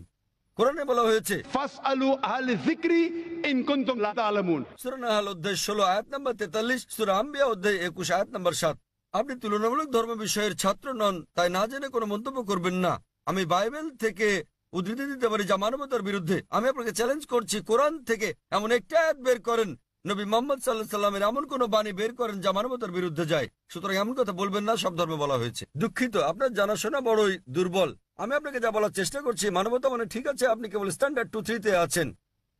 আর আমি যা বলছি তা কেবল স্কুল পাস নয়, কেবল স্নাতক পাস নয়, বুঝতে হবে স্নাতকোত্তর পাস হতে হবে আপনাকে। ইসলাম মানে উচ্চ পর্যায়ে, কেবল মানবতার কোনো পর্যায় নেই। ভালো মানুষ না হলে কোনো মুসলমান ভালো মুসলমান হতে পারবে না। আমি আপনাকে চ্যালেঞ্জ করছি, ইসলামের এমন একটা দিক আপনি বলতে পারেন যা মানবতার বিরুদ্ধে যায়। যৌক্তিক পটভূমি, যৌক্তিক কারণ আপনার জানা না থাকতে পারে ইসলাম কেন এমন অনুশাসন জারি করলো, আর আপনি ভাবতে পারেন সেটা মানবতার বিরুদ্ধে। ঠিক যেমন আপনারা বলেন, ডাক্তার আমাকে ইঞ্জেকশন দিচ্ছে, ইঞ্জেকশনে যন্ত্রণা দিচ্ছে, ওই ইঞ্জেকশন তো আপনার ভালোর জন্য। আপনারা বলেন ডাক্তার আমার পেট কেটে ফেলেছেন, তিনি তো পেট কেটেছেন আপনাকে জীবন বাঁচানোর জন্য। সুতরাং ডাক্তার যা জানেন আপনি তা জানেন না। যদি আমার জন্য দুটো পছন্দ থাকে, স্ট্যান্ডার্ড 2 কিংবা 3 পাস করা অথবা স্নাতকোত্তর কোর্স করা, সেক্ষেত্রে আমি স্নাতকোত্তর কোর্সই করব। কেন মাত্র স্ট্যান্ডার্ড 2-3? মানবতা ভালো, কিন্তু ইসলাম তার চেয়ে অনেক বেশি ভালো। আপনার প্রশ্নের ব্যাপারে বলতে গেলে, আমি মুসলিম পরিবারে জন্ম নিয়েছি বলে আমি ইসলামকে অনুমোদন করছি। আমি আপনাকে বলছি, আপনাকে চ্যালেঞ্জ করছি, যদি কেউ আমাকে প্রমাণ দিতে পারে অন্য যে কোনো ধর্ম, আমি প্রধান ধর্মগুলোর বেশিরভাগই অধ্যয়ন করেছি এবং আমার মনে হয় ইসলাম সবচেয়ে যুক্তিগ্রাহ্য, মানুষের সবচেয়ে সেরা ধর্ম মানবতার। এটাই একমাত্র ধর্ম যাতে মানবতার জন্য সমাধান রয়েছে। আল্লাহ বলেন সূরা আলে ইমরান অধ্যায় নম্বর 3 আয়াত নম্বর 19, إن الدين عند الله الإسلام। সর্বশক্তিমান ঈশ্বরের কাছে একমাত্র গ্রহণযোগ্য ধর্ম ইসলাম। আর আপনার জানার জন্য বলছি, আপনার যুক্তি অত্যন্ত নাজুক। আপনি কি জানেন আমাদের 30 জনেরও বেশি আলেমের মধ্যে যারা বিশ্বের বিভিন্ন দেশের নাগরিক, তাদের 10 জনেরও বেশি মুসলিম পরিবারে জন্মগ্রহণ করেননি? আপনি কি তা জানেন? আমি এটা উত্তর জানতে চাই আপনার কাছে, আপনি কি জানেন এই মঞ্চে বক্তৃতা দানকারী 30 জনের মধ্যে 10 জনেরও বেশি মুসলিম হিসেবে জন্মগ্রহণ করেননি? আপনি জানেন? হ্যাঁ, আমি হতে পারে আমি আপনাকে বলছি। জিজ্ঞেস করছি, আপনি কি তা জানেন? না, আমি হ্যাঁ তা অথবা জানি না না। বলেন। তাহলে আপনার পুরো যুক্তি তো অসার। বিশ্বের বিভিন্ন দেশের 30 জন বক্তার মধ্যে 10 জনের বেশি আমেরিকান, 4-5 জন কানাডার, কয়েকজন ইউকের, মালয়েশিয়ার আছেন, সৌদি আরবের, সংযুক্ত আরব আমিরাতের, সোমালিয়ার এবং সুদানের বক্তা রয়েছেন, এবং এদের মধ্যে 10 জনেরও বেশির জন্ম অমুসলিম পরিবারে। তারা বেড়ে ওঠার পর কেউ কিশোর বয়সে গ্রহণ করেছেন ইসলাম, কেউ 20-এর কোঠায় গ্রহণ করেছেন ইসলাম, কেউ বা 30-এর কোঠায় গ্রহণ করেছেন। আর আল্লাহ তাদের হেদায়েত দান করেন, তারা নিজেদের পছন্দে মুসলিম হয়েছেন। সুতরাং আপনার যুক্তি, মুসলিম পরিবারে জন্মগ্রহণের কারণে আমি ইসলাম পছন্দ করি, এইসব লোক জন্মগ্রহণ করেননি মুসলিম পরিবারে। তারা খ্রিস্টান পরিবারে জন্মেছেন, তারা অমুসলিম পরিবারে জন্ম নিয়েছেন, তারা ইসলাম পছন্দ করেছেন। কেন? কারণ তারা অধ্যয়ন করেছেন, তারা অন্যান্য ধর্ম অধ্যয়ন করেছেন এবং বুঝতে পেরেছেন ইসলাম জীবনের শ্রেষ্ঠ পন্থা। আমি আপনাকে অনুরোধ করছি, আপনি মানবতা সম্পর্কে পড়েন, ইসলাম সম্পর্কে জানেন এবং বের করতে চেষ্টা করেন ইসলামের কোন বিষয়টা মানবতার বিরুদ্ধে যায়। তাহলে আপনি জানতে পারবেন সবচেয়ে ভালো ধর্ম। আমি আপনার ধর্ম সম্পর্কে জিজ্ঞেস করছি না, আমি আপনাকে সর্বোত্তম ধর্মটা গ্রহণ করতে বলছি। এবং জীবনের সর্বোত্তম পথ, মানবতার একমাত্র সমাধান হচ্ছে ইসলাম। ধন্যবাদ। হ্যাঁ বোন, পেছনের দিকে। আসসালামু আলাইকুম। আমার দুটি প্রশ্ন আছে। প্রথমটি হচ্ছে, মুসলমান মেয়েরা ইসলাম ধর্ম অনুসরণ করে কেন অমুসলিমদের বিয়ে করতে পারে না? আমার আরো একটি প্রশ্ন আছে, ইসলামে এটা সিদ্ধ যে একজন পুরুষ 4 বার বিয়ে করতে পারেন। দ্বিতীয় বিয়ের ক্ষেত্রে প্রথম স্ত্রীকে কি জানাতে হয়, নাকি না জানিয়েই দ্বিতীয় বিয়ে করা যায়? দুটো প্রশ্ন করলেন, তিনি প্রশ্ন করলেন, প্রথম প্রশ্নটা হচ্ছে তার জানা মতে ইসলামে এটা আবশ্যক যে দ্বিতীয় স্ত্রী গ্রহণের আগে প্রথম স্ত্রীর অনুমতি নিতে হয়। এবং তার প্রথম প্রশ্নটা হচ্ছে যে ইসলামে কেন একজন পুরুষ অমুসলিম কোনো মেয়েকে বিয়ে করতে পারে না। আপনার প্রথম প্রশ্ন দুঃখিত, অনুযায়ী প্রশ্নটি এরকম যে মুসলিম পরিবারে জন্মগ্রহণকারী একটি মেয়ে কোনো অমুসলিমকে বিয়ে করে ইসলাম ধর্ম অনুসরণ করতে পারে কিনা। মুসলিম পরিবারে জন্মগ্রহণকারী কোনো মেয়ে কেন অমুসলিম পুরুষদের বিয়ে করে ইসলাম ধর্ম অনুসরণ করতে পারে না? কারণটা হচ্ছে এটা আমাদের স্রষ্টা আল্লাহ সুবহানাহু ওয়া তাআলার নির্দেশের বিপরীত। আল্লাহ বলেছেন পবিত্র কোরআনে সূরা বাকারা অধ্যায় নম্বর 2 আয়াত নম্বর 221 যে তোমরা মুশরিককে বিয়ে করো না যতক্ষণ না সে ঈমান আনে, মূর্তি পূজারীকে বিয়ে করো না, অবিশ্বাসীকে বিয়ে করো না যতক্ষণ না সে ঈমান আনে। এমনকি যারা ঈমান এনেছে তারা যদি কৃতদাস হয়, যারা ঈমান আনেনি তাদের চেয়ে ওই ঈমানদার অনেক অনেক ভালো। যদিও ওই মুশরিক মানুষ, ওই অমুসলিম তোমাদের মুগ্ধ করে, তবুও এমনকি যদি সে বিশ্বের সেরা সুন্দর পুরুষ হয়, সবচেয়ে ধনী ব্যক্তি হয়, আর সে যদি অমুসলিম হয় তার চেয়ে একজন মুসলিম পুরুষ, সে কালো কুৎসিত কৃতদাস হলেও অনেক অনেক বেশি ভালো। একইভাবে তার বলা হয়েছে যে একজন পুরুষ কোনো নারী ঈমান না আনা পর্যন্ত তাকে বিয়ে করবে না। একজন মুসলিম নারী যদি কৃতদাস হয় তবুও সে ওই মোহনীয় অমুসলিম নারী অপেক্ষা অনেক ভালো। আর যৌক্তিক কারণটা হচ্ছে বোন যে কোনো গাড়ি বা কোনো বাহনের একটি চাকা যদি হয় বাইসাইকেলের আর অপর চাকাটি হয় ট্রাকের, তাহলে কি সেটা চলবে? স্বাভাবিক যে চলবে না। 4টি চাকার সবকটি সমান হতে হবে। এবং আপনি আরো জানতে চেয়েছেন অমুসলিমকে বিয়ে করে মুসলিম মেয়ে কি ভালো মুসলিম হতে পারবে? কারণটা হচ্ছে যে ইসলাম ধর্মে আমরা চাই আমাদের স্বামী কিংবা স্ত্রী, আমাদের জীবন সঙ্গীরা তারাও জান্নাতে যাক। এখন স্ত্রী জান্নাতে যাওয়ার পথ খুঁজে পেল, স্বর্গে যাওয়ার পথ খুঁজে পেল, এবং সে ইসলাম ধর্ম অনুসরণ করে জান্নাত পেল। তাকে অনুসরণ করতে হবে কোরআন এবং সহিহ হাদিস। এখন ভাবুন তো, যখন স্ত্রী জানতে পারলো যে সে জান্নাতে যাচ্ছে এবং তার স্বামী যিনি প্রতিমা পূজা করছেন, যিনি ইসলাম ধর্ম বিশ্বাস করেন না, তিনি যাচ্ছেন দোজখে। পরকালের জীবনের তুলনায় বোন এই জীবন খুবই ছোট জীবন। এই জীবনে বোন আপনি হয়তো স্বামীর সঙ্গে 20 বছর, 30 বছর, 40 বছর, 50 বছর কাটাবেন, 60 বছর। পরকালের জীবন হলো অনন্ত জীবন। তাহলে সেই মহিলা তো স্বার্থপর। একজন ভালো মুসলিম বা ভালো মুসলিমা, একজন ভালো মুসলমান পুরুষ কিংবা নারী চাইবেন তার জীবন সঙ্গী, তার স্বামী কিংবা স্ত্রীও জান্নাতে যাক। সুতরাং এটাই কারণ, এজন্যই স্বামী এবং স্ত্রী দুজনেরই মুসলমান হওয়া জরুরি। আপনার দ্বিতীয় প্রশ্নের ব্যাপারে বলি, মুসলিম পুরুষের দ্বিতীয় স্ত্রী গ্রহণের আগে প্রথম স্ত্রীর অনুমতি নেয়ার বাধ্যবাধকতা আছে কি না। নিকাহনামায় উল্লেখ না থাকলে এটা আবশ্যকীয় নয়। যদি নিকাহনামায় উল্লেখ থাকে, বিয়ের চুক্তিতে উল্লেখ থাকে, যদি স্ত্রী বলে থাকেন যে আমি জীবিত থাকা পর্যন্ত তুমি দ্বিতীয় স্ত্রী গ্রহণ করবে না, তখন এটা আবশ্যকীয়। যদি নিকাহনামায় না থাকে এটা, তাহলে আবশ্যকীয় নয়। তবে অন্তত তাকে অবহিত করতে হবে। কেন? দ্বিতীয় স্ত্রী গ্রহণের নিয়মের এটা একটা অংশ বলতে পারেন।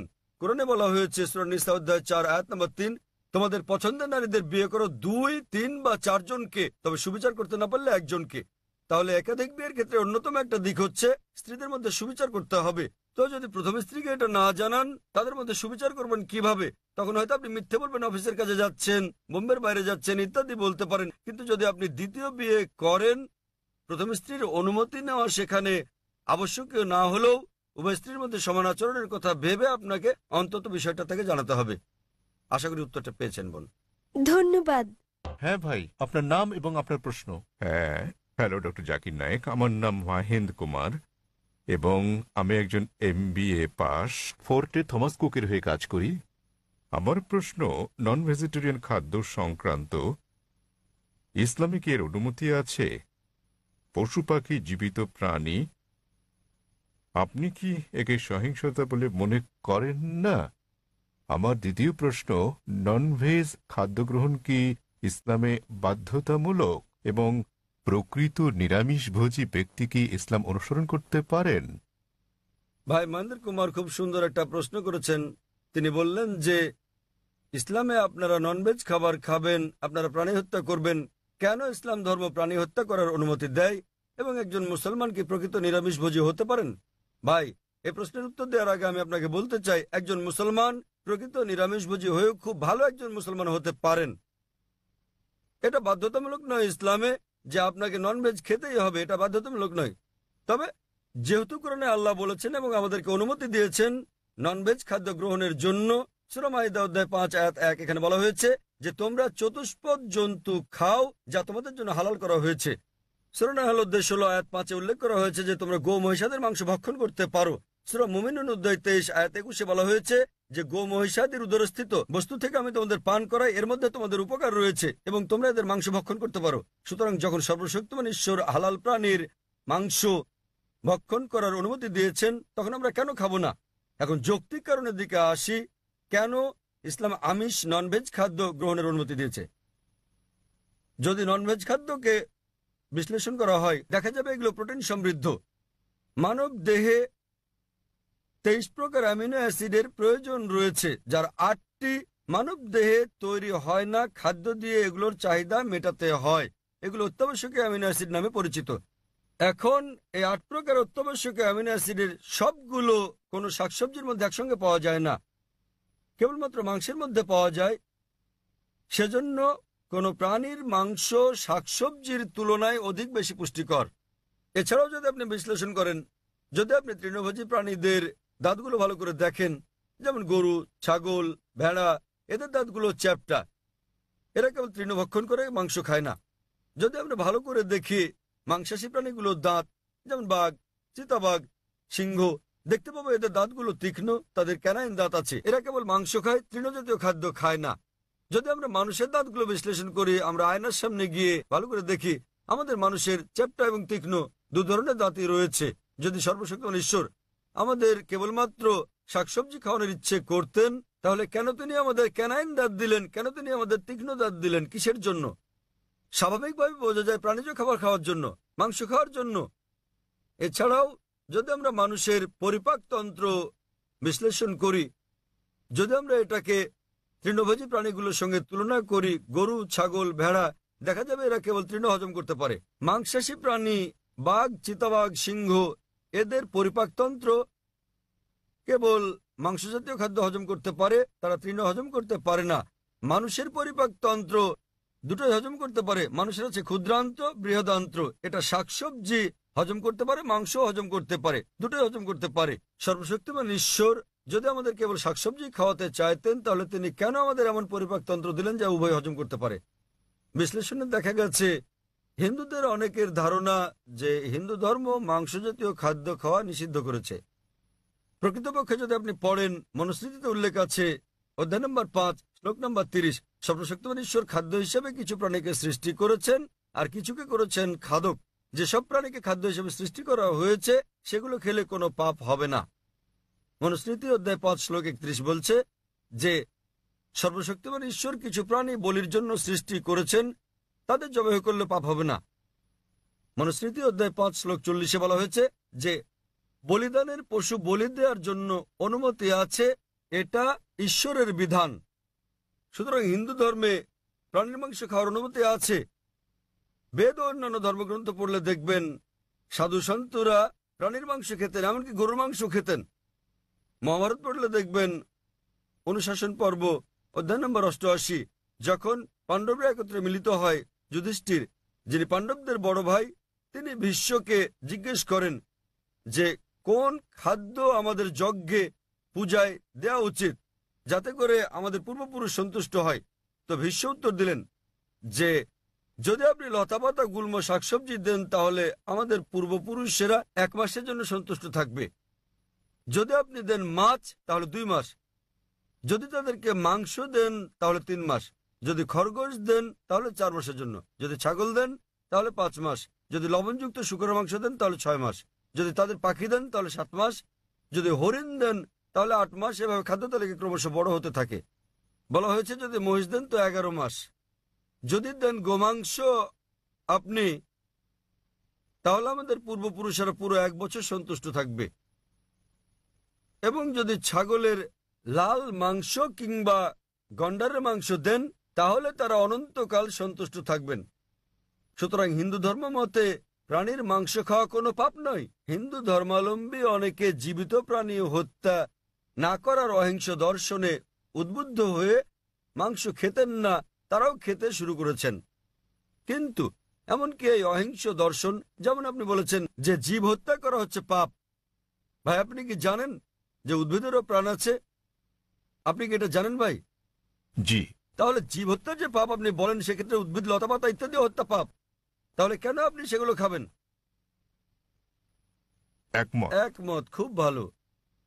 এছাড়াও এমন কিছু লোক আছে যারা বলে ঠিক আছে ভাই জাকির, আমি একমত যে উদ্ভিদেরও প্রাণ আছে, কিন্তু তারা তো ব্যথা অনুভব করে না, তাই উদ্ভিদ হত্যা করা জীবজন্তু হত্যা করার চেয়ে কম পাপ।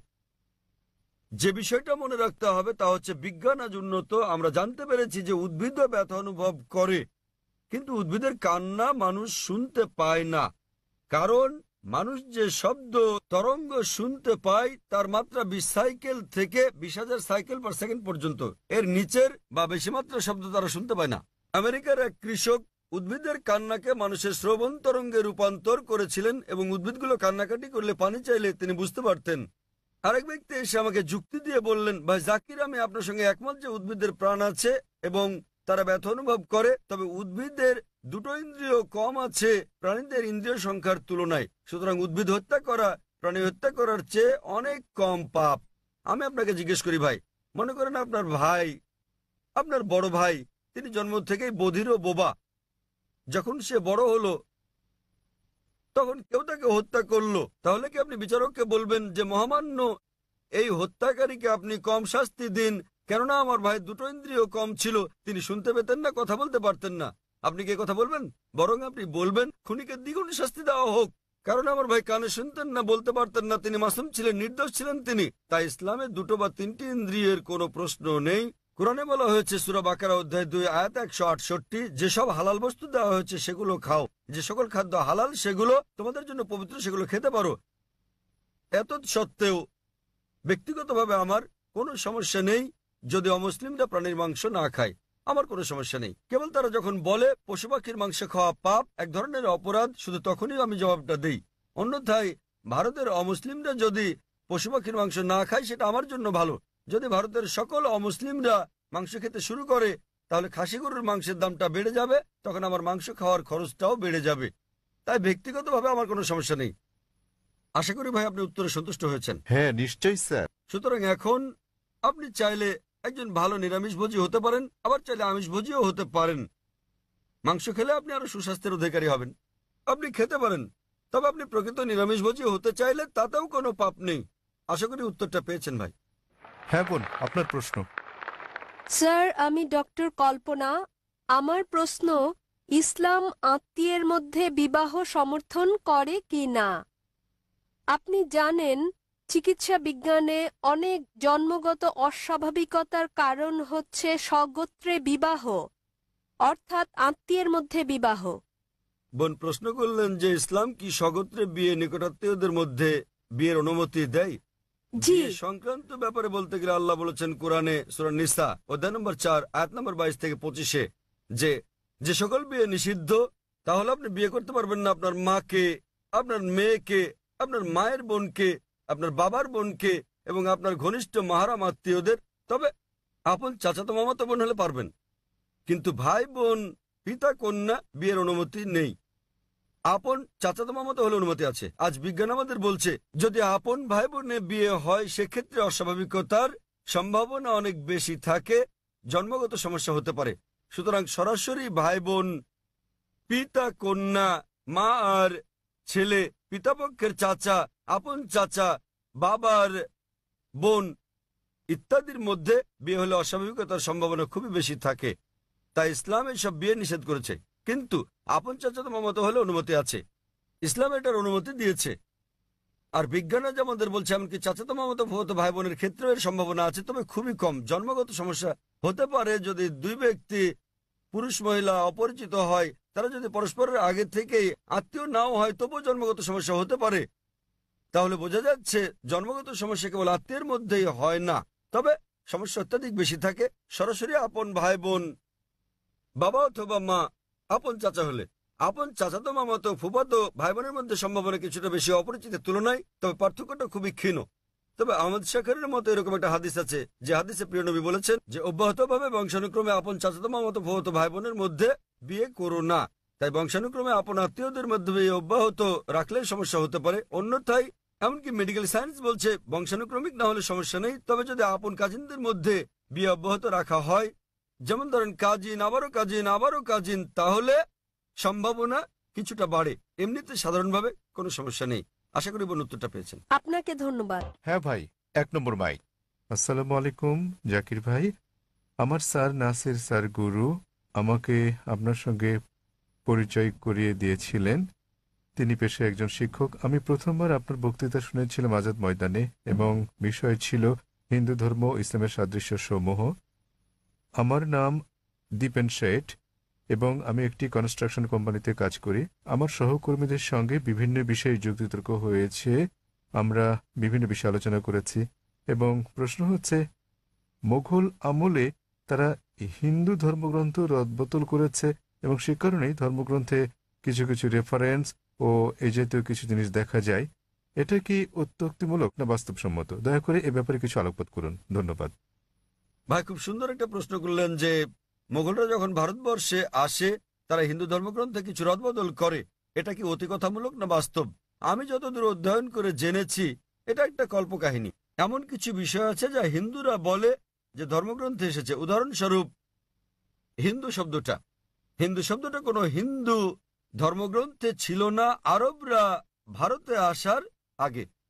হিন্দু প্রকৃতপক্ষে একটা ভৌগোলিক সংজ্ঞা। হিন্দু শব্দটা প্রথমে আরবরা ব্যবহার করে, যখন তারা ভারতবর্ষে আসে তখন তারা বলতো হিন্দি হিন্দি। এমনকি বর্তমানেও আমি যখন সৌদি আরবে যাই তারা আমাকে বলে হিন্দি হিন্দি এসেছেন, আমি একজন হিন্দি। হিন্দি মানে এটা একটা ভৌগোলিক সংজ্ঞা সিন্ধু উপত্যকায় বসবাসকারী জনগণের, এটা কোনো ধর্মীয় সংজ্ঞা নয়। সে কারণে জওহরলাল নেহরু বলেছেন হিন্দু শব্দটি আগে দেখা যায়নি হিন্দু ধর্মগ্রন্থে আরবরা ভারতবর্ষে আসার আগ পর্যন্ত। তবে প্রশ্নানুসারে মোগলরা হিন্দু ধর্মগ্রন্থে রদবদল করেছে। 1 নম্বর পয়েন্ট, এ ব্যাপারে আমি যতদূর জেনেছি মোগলরা হিন্দু ধর্মগ্রন্থে রদবদল করেনি। ঠিক, এখন যদি আমি আপনার সঙ্গে একমত হই যে মোগলরা হিন্দু ধর্মগ্রন্থে পরিবর্তন করেছে, তাহলে সেটা বাদ দিয়ে দেন, তাই তো করা উচিত নাকি? তা আপনি যদি একমত হন যে ধর্মগ্রন্থ পরিবর্তিত হয়েছে, তাহলে সেগুলো এখন ত্যাগ করুন। আপনারা কি পরিবর্তিত ধর্ম মানতে চান? বরং সেটা মেনে চলুন যেটা পরিবর্তিত হয়নি, এই কোরআন। তাহলে যদি আমি আপনার যুক্তির সঙ্গে একমত হই যে মোগলরা ধর্মগ্রন্থে পরিবর্তন করছে, সেগুলো ত্যাগ করুন। ধরুন আপনার কাছে 2 গ্লাস পানি আছে, এক গ্লাস বিশুদ্ধ, অন্য গ্লাসে কেউ 1 ফোঁটা নর্দমার পানি মিশিয়ে দিল আপনার সামনেই। মেশানোর পর তো আর আলাদা করতে পারবেন না সেটা, সেই পানি আপনি পান করবেন? না। কেন? আপনি দেখতে পাচ্ছেন না। তবে যেহেতু আপনি দেখলেন ময়লা কালো রঙের ফোঁটা গ্লাসের পানিতে পড়লো, এখন আর আলাদা করতে পারবেন না, সেটাকে আপনি পান করবেন? এই গ্লাসের পানি আপনি পান করবেন? একবার যখন আমি দেখেছি ঠিক, তখন আর খুব পান ভালো, করব কারণ না। আপনি যুক্তি মানেন। তাহলে যদি আপনার সঙ্গে আমি একমত হই যে মোগলরা হিন্দু ধর্মগ্রন্থ রদবদল করেনি, বাদ দেন সেটা, নির্ভেজাল ধর্মগ্রন্থ নিন, কোরআন। যদি আপনি বলেন হিন্দু ধর্মগ্রন্থ সমূহ পরিমার্জিত হয়নি, হিন্দু ধর্মগ্রন্থ বলছে, আপনাকে মানতে হবে কোরআন, নবী মোহাম্মদ সাল্লাল্লাহু আলাইহি ওয়াসাল্লামকে অনুসরণ করতে হবে। যদি তারা পরিমার্জন করে থাকে তাহলে সেটা বাদ দিয়ে কোরআন মেনে চলুন, আর যদি তারা পরিমার্জন না করে থাকে সেক্ষেত্রে এই ধর্মগ্রন্থে বলা হয়েছে আপনাকে এক ঈশ্বরে বিশ্বাস করতে হবে। আমি যার উদ্ধৃতি দিয়েছি, তাছাড়া ধর্মগ্রন্থে আরো বলা হয়েছে আপনাকে শেষ ও চূড়ান্ত বার্তাবাহক নবী মোহাম্মদ সাল্লাল্লাহু আলাইহি সাল্লামকে অনুসরণ করতে হবে। আমি হিন্দু ধর্মগ্রন্থ থেকে উদ্ধৃতি দিতে পারি যেখানে মোহাম্মদ সাল্লাল্লাহু আলাইহি ওয়াসাল্লামের কথা বলা হয়েছে। আপনি পড়ে দেখবেন হিন্দু ধর্মগ্রন্থ ভবিষ্য পুরাণ পর্ব 3 খণ্ড 3 অধ্যায় 3 শ্লোক 5 থেকে 8, এতে মোহাম্মদ সাল্লাল্লাহু আলাইহি ওয়াসাল্লামের কথা বলা হয়েছে। ভবিষ্য পুরাণ পর্ব 3 খণ্ড 3 অধ্যায় 3 শ্লোক 10 থেকে 27 মোহাম্মদ সাল্লাল্লাহু আলাইহি ওয়াসাল্লামের কথা বলছে। কুনটাব সুক্তাস পড়লে দেখবেন অথর্ববেদ বুক নম্বর 20 হেম নম্বর 127 স্তোত্র 1 থেকে 14 মোহাম্মদ সাল্লাল্লাহু আলাইহি ওয়াসাল্লামের কথা বলছে। আপনি পড়লে দেখবেন অথর্ববেদ বুক নম্বর 20 হেম নম্বর 21 স্তোত্র 6, অথর্ববেদ বুক নম্বর 20 হেম নম্বর 21 স্তোত্র 7 মোহাম্মদ সাল্লাল্লাহু আলাইহি ওয়াসাল্লামের কথা বলছে। ঋগ্বেদ বুক নম্বর 1 হিম নম্বর 53 স্তোত্র 9 মোহাম্মদ সাল্লাল্লাহু আলাইহি ওয়াসাল্লামের কথা বলা হয়েছে। যদি পড়েন সামবেদ অগ্নি মন্ত্র নম্বর 64-তে মোহাম্মদ সাল্লাল্লাহু আলাইহি ওয়াসাল্লামের কথা বলা হয়েছে। এমনকি মোহাম্মদ সাল্লাল্লাহু আলাইহি ওয়াসাল্লামকে নাম ধরে উল্লেখ করা হয়েছে, তাকে বলা হয়েছে আহমদ, যার মানে যিনি প্রশংসা করেন। দেখুন সামবেদ উত্তরচিক মন্ত্র নম্বর 1500, সামবেদ ইন্দ্র অধ্যায় নম্বর 2 মন্ত্র নম্বর 152, যজুর্বেদ অধ্যায় নম্বর 31 স্তোত্র 18, ঋগ্বেদ বুক নম্বর 8 হেম নম্বর 6 মন্ত্র নম্বর 10, অথর্ববেদ বুক নম্বর 8 হেম নম্বর 5 মন্ত্র নম্বর 16, অথর্ববেদ বুক নম্বর 20 হেম নম্বর 126 মন্ত্র নম্বর 14। এমনকি তাকে উল্লেখ করা হয়েছে মোহাম্মদ নামে। তাকে বলা হয়েছে নরসংসা। নরসংসা মানে নর মানে মানুষ, সংসা মানে প্রশংসা, যিনি প্রশংসার যোগ্য, প্রশংসিত। আপনি নরসংসা শব্দকে আরবি করলে সেটা হবে মোহাম্মদ। তাকে নরসংসা হিসেবে মোহাম্মদ নামে উল্লেখ করা হয়েছে অনেক জায়গায়। ঋগ্বেদ বুক নম্বর 1 হেম নম্বর 13 মন্ত্র নম্বর 3, ঋগ্বেদ বুক নম্বর 1 হেম নম্বর 18 মন্ত্র নম্বর 9, ঋগ্বেদ বুক নম্বর 1 হেম নম্বর 106 মন্ত্র নম্বর 4, ঋগ্বেদ বুক নম্বর 1 হেম নম্বর 142 মন্ত্র নম্বর 3, ঋগ্বেদ বুক নম্বর 2 হেম নম্বর 3 মন্ত্র নম্বর 2, ঋগ্বেদ বুক নম্বর 5 হেম নম্বর 5 মন্ত্র নম্বর 2, ঋগ্বেদ বুক নম্বর 7 হেম নম্বর 2 মন্ত্র নম্বর 2, ঋগ্বেদ বুক নম্বর 10 হেম নম্বর 182 মন্ত্র নম্বর 2, যজুর্বেদ অধ্যায় 20 স্তোত্র 37, যজুর্বেদ অধ্যায় 21 স্তোত্র 31, যজুর্বেদ অধ্যায় 21 স্তোত্র 55, যজুর্বেদ অধ্যায় 20 স্তোত্র 37, যজুর্বেদ অধ্যায় 20 স্তোত্র 57, যজুর্বেদ অধ্যায় 28 স্তোত্র 2, যজুর্বেদ অধ্যায় 28 স্তোত্র 19, যজুর্বেদ অধ্যায় 28 স্তোত্র 42। আমি শুধুমাত্র হিন্দু ধর্মগ্রন্থে উল্লেখিত মোহাম্মদ সাল্লাল্লাহু আলাইহি ওয়াসাল্লামের আরো রেফারেন্স উল্লেখ করতে পারি।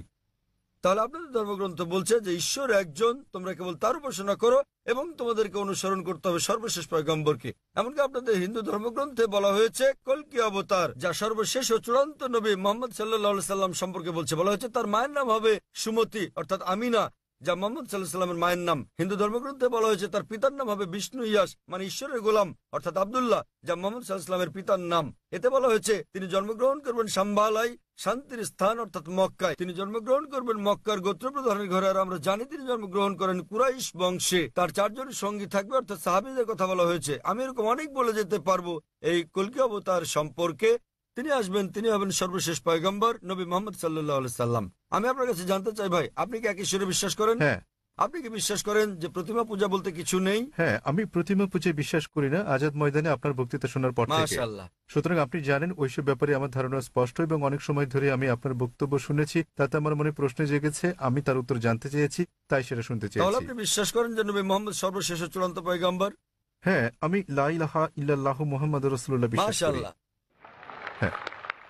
মাশাআল্লাহ। আমার ধারণা অনেক স্পষ্ট এবং মাশাআল্লাহ, আল্লাহ আপনাকে পুরস্কৃত করুন। আমি আপনাকে ধন্যবাদ জানাই অন্তর থেকে। আপনি ভালো কাজ করছেন, আমাদের মতো সব মানুষের ভুল ধারণা দূর করে মাশাআল্লাহ, দিচ্ছেন। আল্লাহ আপনাকে পুরস্কৃত করুন। এবং ইসলামে যে নিজের ইচ্ছাকে আল্লাহর কাছে সমর্পণ করে সেই মুসলিম। যদি আপনি নিজের ইচ্ছাকে সমর্পণ ঠিক করেন একদম আল্লাহর ঠিক কাছে। স্যার, আপনার বক্তব্যে বাধা দেওয়ার জন্য দুঃখিত। তবে যখন লোকেরা আমাকে প্রশ্ন করে কি আপনার ধর্ম কি, এবং আপনি জানেন আমি গুজরাটি ভাষায় কথা বলি, যখন তারা আমায় জিজ্ঞেস করে আমার ধর্ম কি, যখন আমি আপনার বক্তব্য শুনলাম, আপনি জানেন মুসলমানের সংজ্ঞা হচ্ছে যে ব্যক্তি আল্লাহ সুবহানাহু ওয়া তাআলার কাছে আত্মসমর্পণ করে, এবং সেই কারণে আমি তাদেরকে বলি আপনি জানেন আমি একজন মুসলমান। শুনে তারা আল্লাহ আপনাকে দুঃখ পায় পুরস্কার বলে দান মনে করুন। হয়। আমি গুজরাটি ভাষায় কথা বলি, তাই তারা কষ্ট পায়। আমি ভালো করে জানি আপনি জানেন আমি মুসলিম অথবা সেরকম কিছু, কিংবা আপনি জানেন আমি মুসলমান পটভূমির পরিবার থেকে এসেছি, তাই আমি যেমন পরিবারে জন্ম নিয়েছি আমি তেমন, তথাপি আমি জানি কোনটি ঠিক, এবং আমি অধ্যয়ন করছি, এবং আমি আপনাকে বলছি আমি যা জানি ক্ষুদ্র পরিসরে তা প্রচার করি যতটা আমি পারি। ধন্যবাদ স্যার। ধন্যবাদ ভাই, আমি সত্যিকারেই আপনার প্রশংসা করি এবং আল্লাহ আপনাকে জান্নাত দান করুন। আপনার যে কোনো জিজ্ঞাসা, যে কোনো প্রশ্ন থাকলে আমাদের সঙ্গে যোগাযোগ করলে খুশি ধন্যবাদ। হব। আপনাকে অনেক ধন্যবাদ। ধন্যবাদ। আমরা পুরুষদের শাড়ির মাঝের দিক থেকে পরবর্তী প্রশ্নটি নিতে পারি। আমাদের আর একটি বা দুটি প্রশ্ন নেওয়ার সময় আছে। আসসালামু আলাইকুম স্যার, আমার নাম অজয় বৈষ্ণব। আমি আপনার ক্যাটারিংয়ে ভিআইপি লাউঞ্জে কাজ করি। আমার প্রশ্নটি আমার পরিবার ও সবার জন্য। সকল গ্রন্থে লেখা হয়েছে ঈশ্বর একই রকম ও ঈশ্বর একজন।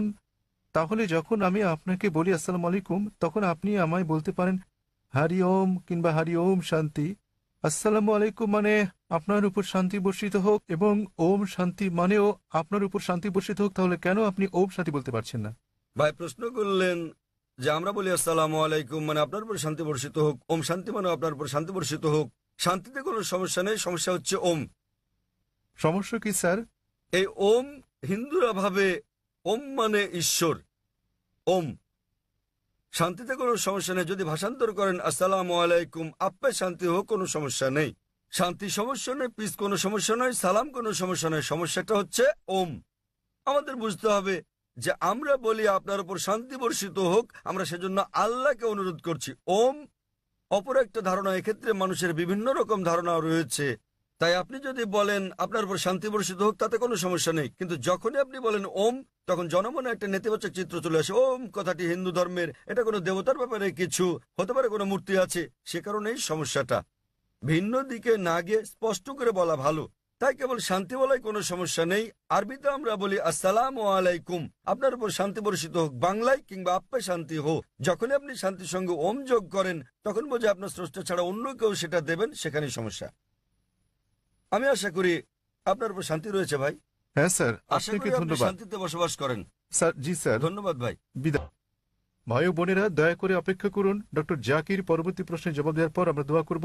হ্যাঁ ভাই, আমার নাম কৈলাস, আমি একজন নাস্তিক। আমার প্রশ্ন, কেন মুসলমানরা বিশ্বাস করে যে যিশু পিতা ছাড়া জন্ম নিয়েছেন, যেখানে কোরআনে বলা হয়েছে যে আল্লাহ বলেছেন তিনি স্বর্গমর্তের স্রষ্টা, কি করে সঙ্গী ছাড়া তার পুত্র জন্ম নিল? ভাই প্রশ্ন করলেন যে মুসলিমরা বিশ্বাস করে যে যীশুখ্রিস্ট তার উপর শান্তি বর্ষিত হোক জন্মগ্রহণ করেন পিতা ছাড়াই, কিন্তু কোরআনে বলা হয়েছে কি করে সর্বশক্তিমান ঈশ্বর স্ত্রী ছাড়াই পুত্র লাভ করলেন। ঈসা আলাইহিসসালামের বিস্ময় কোরআন বলছে সূরা আলে ইমরান অধ্যায় 3 আয়াত নম্বর 47, যখন মরিয়ম আলাইহিসসালাম বলেন মাদার মেরি কি করে আমার একটি পুত্র সন্তান হবে যখন কোনো পুরুষ আমাকে স্পর্শ করেনি, তখন উত্তর দেন ফেরেশতা জিবরাইল, فإذا قضى أمرا فإنما يقول كن فيكون। যখন আল্লাহ কোনো কিছু করার ইচ্ছা করেন তখন তিনি বলেন হওয়ার অমনি হয়ে যায়। একই রকম কথা সূরা আলে ইমরান অধ্যায় 3 আয়াত নম্বর 59 আল্লাহ বলেছেন إن مثل عيسى عند الله كمثل آدم خلق من تراب ثم قال له كن فيكون। আল্লাহর নিকট যিশুর দৃষ্টান্ত হচ্ছে আদমের মতো, তাকে কাদামাটি দিয়ে তৈরি করার পর বলেছিলেন হয়ে যাও এবং হয়ে গেল। তাহলে আমরা যে বুঝলাম তাহলে সর্বশক্তিমান ঈশ্বরের স্বাভাবিক নিয়মে প্রকৃতিগতভাবে মানুষ পিতামাতার মাধ্যমে জন্ম নেয়, তবে আল্লাহর ক্ষমতা আছে যে তিনি বিনা পিতায় সৃষ্টি করতে পারেন। দৃষ্টান্ত হচ্ছে ঈসা আলাইহিস সালাম, অপর বিশ্বে পিতামাতা ছাড়াই তিনি মানুষ সৃষ্টি করেছেন। দৃষ্টান্ত আদম আলাইহিস সালাম, তারপর শান্তি বর্ষিত হোক। কিন্তু কোরআনের আয়াতে বলা হয়েছে যে সর্বশক্তিমান ঈশ্বরের কোনো পুত্র নেই, তার কোনো সঙ্গী নেই, তার কোনো স্ত্রী নেই। এছাড়া কোরআনে আরো বলা হয়েছে যে যদি আল্লাহ সন্তান গ্রহণ করতেন তাহলে বলুন আমি প্রথম তার সামনে মাথা নত করতাম। এর অর্থ এই নয় যে আল্লাহর পুত্র আছে। এখানে বলা হয়েছে আল্লাহর সন্তান গ্রহণের প্রশ্নই আসে না, কারণ সন্তান গ্রহণ জৈবিক ক্রিয়া, এটা নিম্ন স্তরের প্রাণীর যৌন ক্রিয়া। আর এ কারণেই আল্লাহ সন্তান গ্রহণ করবেন না। আল্লাহর কোনো স্ত্রীরও প্রয়োজন নেই। স্ত্রীর প্রয়োজন আমাদের মানুষের। যৌন ক্রিয়া নিম্ন শ্রেণীর প্রাণীর ক্ষেত্রে প্রযোজ্য। সুতরাং কোরআনের এই সবায়াত অনুযায়ী যদি আল্লাহর পুত্রের প্রয়োজন হতো তাহলে আমি প্রথম তার সামনে মাথা নত করতাম। বলা হয়েছে আল্লাহর কোনো পুত্র থাকতে পারে না, আল্লাহর কোনো স্ত্রীও প্রয়োজন নেই। তাই কোরআনের এই সবায়াতে বোঝানোর চেষ্টা করা হয়েছে আল্লাহর স্ত্রী আছে, পুত্র আছে, এসব বলে আল্লাহকে হেয় করো না। পরম দয়ালু আল্লাহর সন্তান কিংবা স্ত্রী থাকা তার মর্যাদার বিপরীত। ওয়াখিরু দাওয়ানা আলহামদুলিল্লাহি রাব্বিল আলামিন। আর কয়েক মিনিট আমরা দোয়া করব ভাইদের অনেকগুলো প্রশ্নের দৃঢ়, প্রতিশ্রুতিশীল, অবাধ ও আস্থাশীল জবাব প্রদানের জন্য। আমি ধন্যবাদ জানাচ্ছি ডক্টর জাকির নায়েককে। তিনি আরো অনেক প্রশ্নের, বিশেষ করে মুসলমান ভাই ও বোনদের অনেকের প্রশ্নের জবাব দেওয়ার সময় পাননি। আমার অনুরোধ রইল, প্রতি রোববার আমাদের প্রশ্ন উত্তর অধিবেশন হয়ে থাকে, দয়া করে নিঃসংকোচে এখানে আসুন। এবং অনেক সময় ডক্টর জাকির নিজে প্রশ্ন উত্তরের এই অধিবেশনে প্রশ্নের জবাব দিয়ে থাকেন। নিঃসংকোচে আসুন এবং আপনার প্রশ্ন জিজ্ঞাসা করুন, অথবা আপনি প্রশ্ন লিখে ইসলামিক রিসার্চ ফাউন্ডেশনে ইমেইলে পাঠাতে পারেন, অথবা আমাদের স্বেচ্ছাসেবকদের সঙ্গে যোগাযোগ করলে তারা আপনাদের ভালো দিক নির্দেশনা দেবেন। জাজাকাল্লাহ খায়ের সুন্দর বক্তব্যের জন্য। এখন আমরা আমাদের কারি, ইসলামের চমৎকার দায়, আপনারা তার পিতা, রাজ্জাক ক্রিকেটের ব্যবসায়ী পুঁজিপতি আব্দুর রহমান আল বুখাতিরকে চেনেন। তারই পুত্র, অত্যন্ত প্রসিদ্ধ কারি, আন্তর্জাতিক খ্যাতি সম্পন্ন অন্যতম কারি ও দায়ী শেখ সালাহ আব্দুর রহমান আল বুখাতিরকে এই অধিবেশনের সমাপনী দোয়া পেশ করার আহ্বান জানাব। ভাই ও বোনেরা, সংযুক্ত আরব আমিরাতের শেখ সালাহ আল বুখাতির।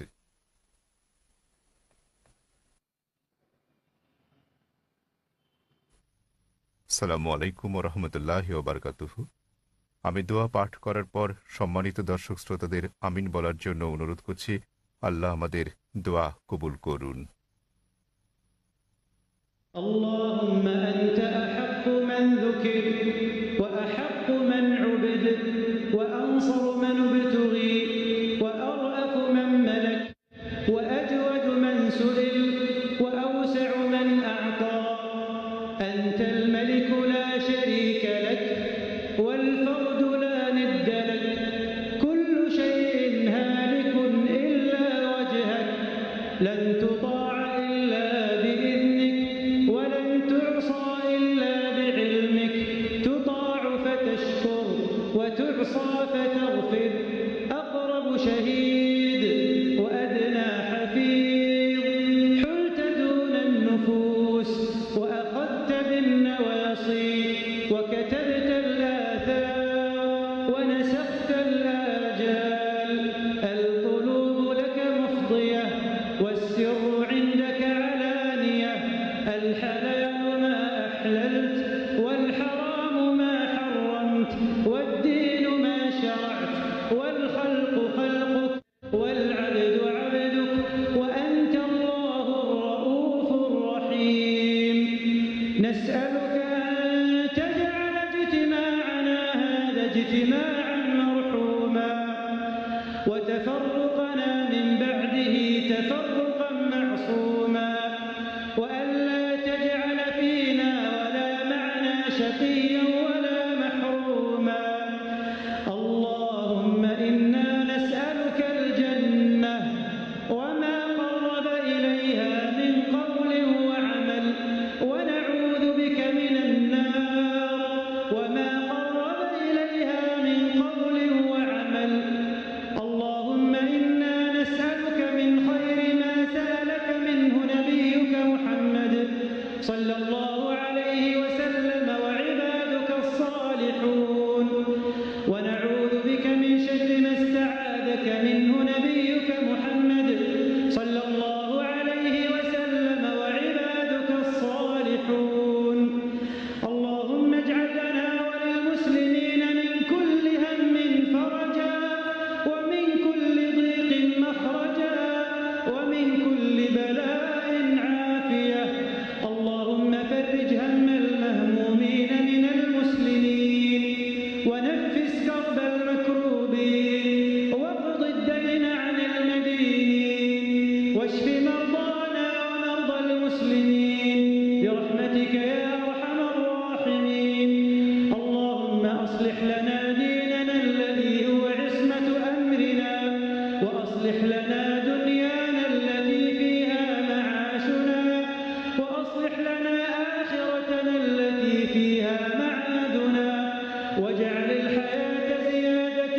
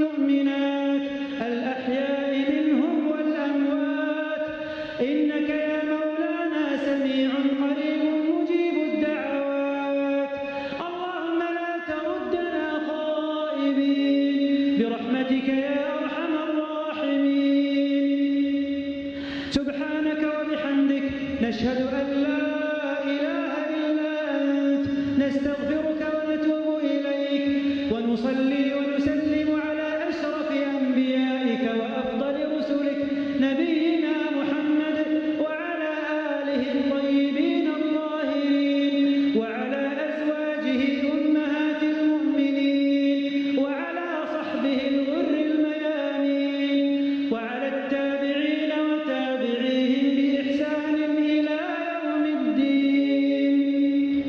جزاكم الله خير. জাজাকাল্লাহ খায়ের। শেখ সালাহ আল বুখাতির বিশ্ব মুসলিমের এই সম্মেলনে শ্রোতাদের জন্য আপনার মোহনীয় ও হৃদয় আন্দোলিত করা দোয়ার জন্য জাজাকাল্লাহ খায়ের, জাজাকুমুল্লাহ খায়রান। এত বিপুল শ্রোতা উপস্থিতির জন্য ইনশাআল্লাহ আগামীকাল আমরা সন্ধ্যার অধিবেশনে মিলিত হব। সেই অধিবেশনে আমরা আর একজন নেতৃস্থানীয় কারি মিশরের শেখ আব্দুল ফাত্তাহ তারুতির কিরাত শোনাব এবং আগামীকালের সান্ধ্যকালীন অধিবেশন ইনশাআল্লাহ মদিনার মসজিদ আন নবাবির ইমাম ও খতিব শেখ সালাহ আল বুখাতিরের দোয়ার মধ্যে শেষ হবে ইনশাআল্লাহ। আসসালামু আলাইকুম ওয়া রাহমাতুল্লাহি ওয়া বারাকাতুহু।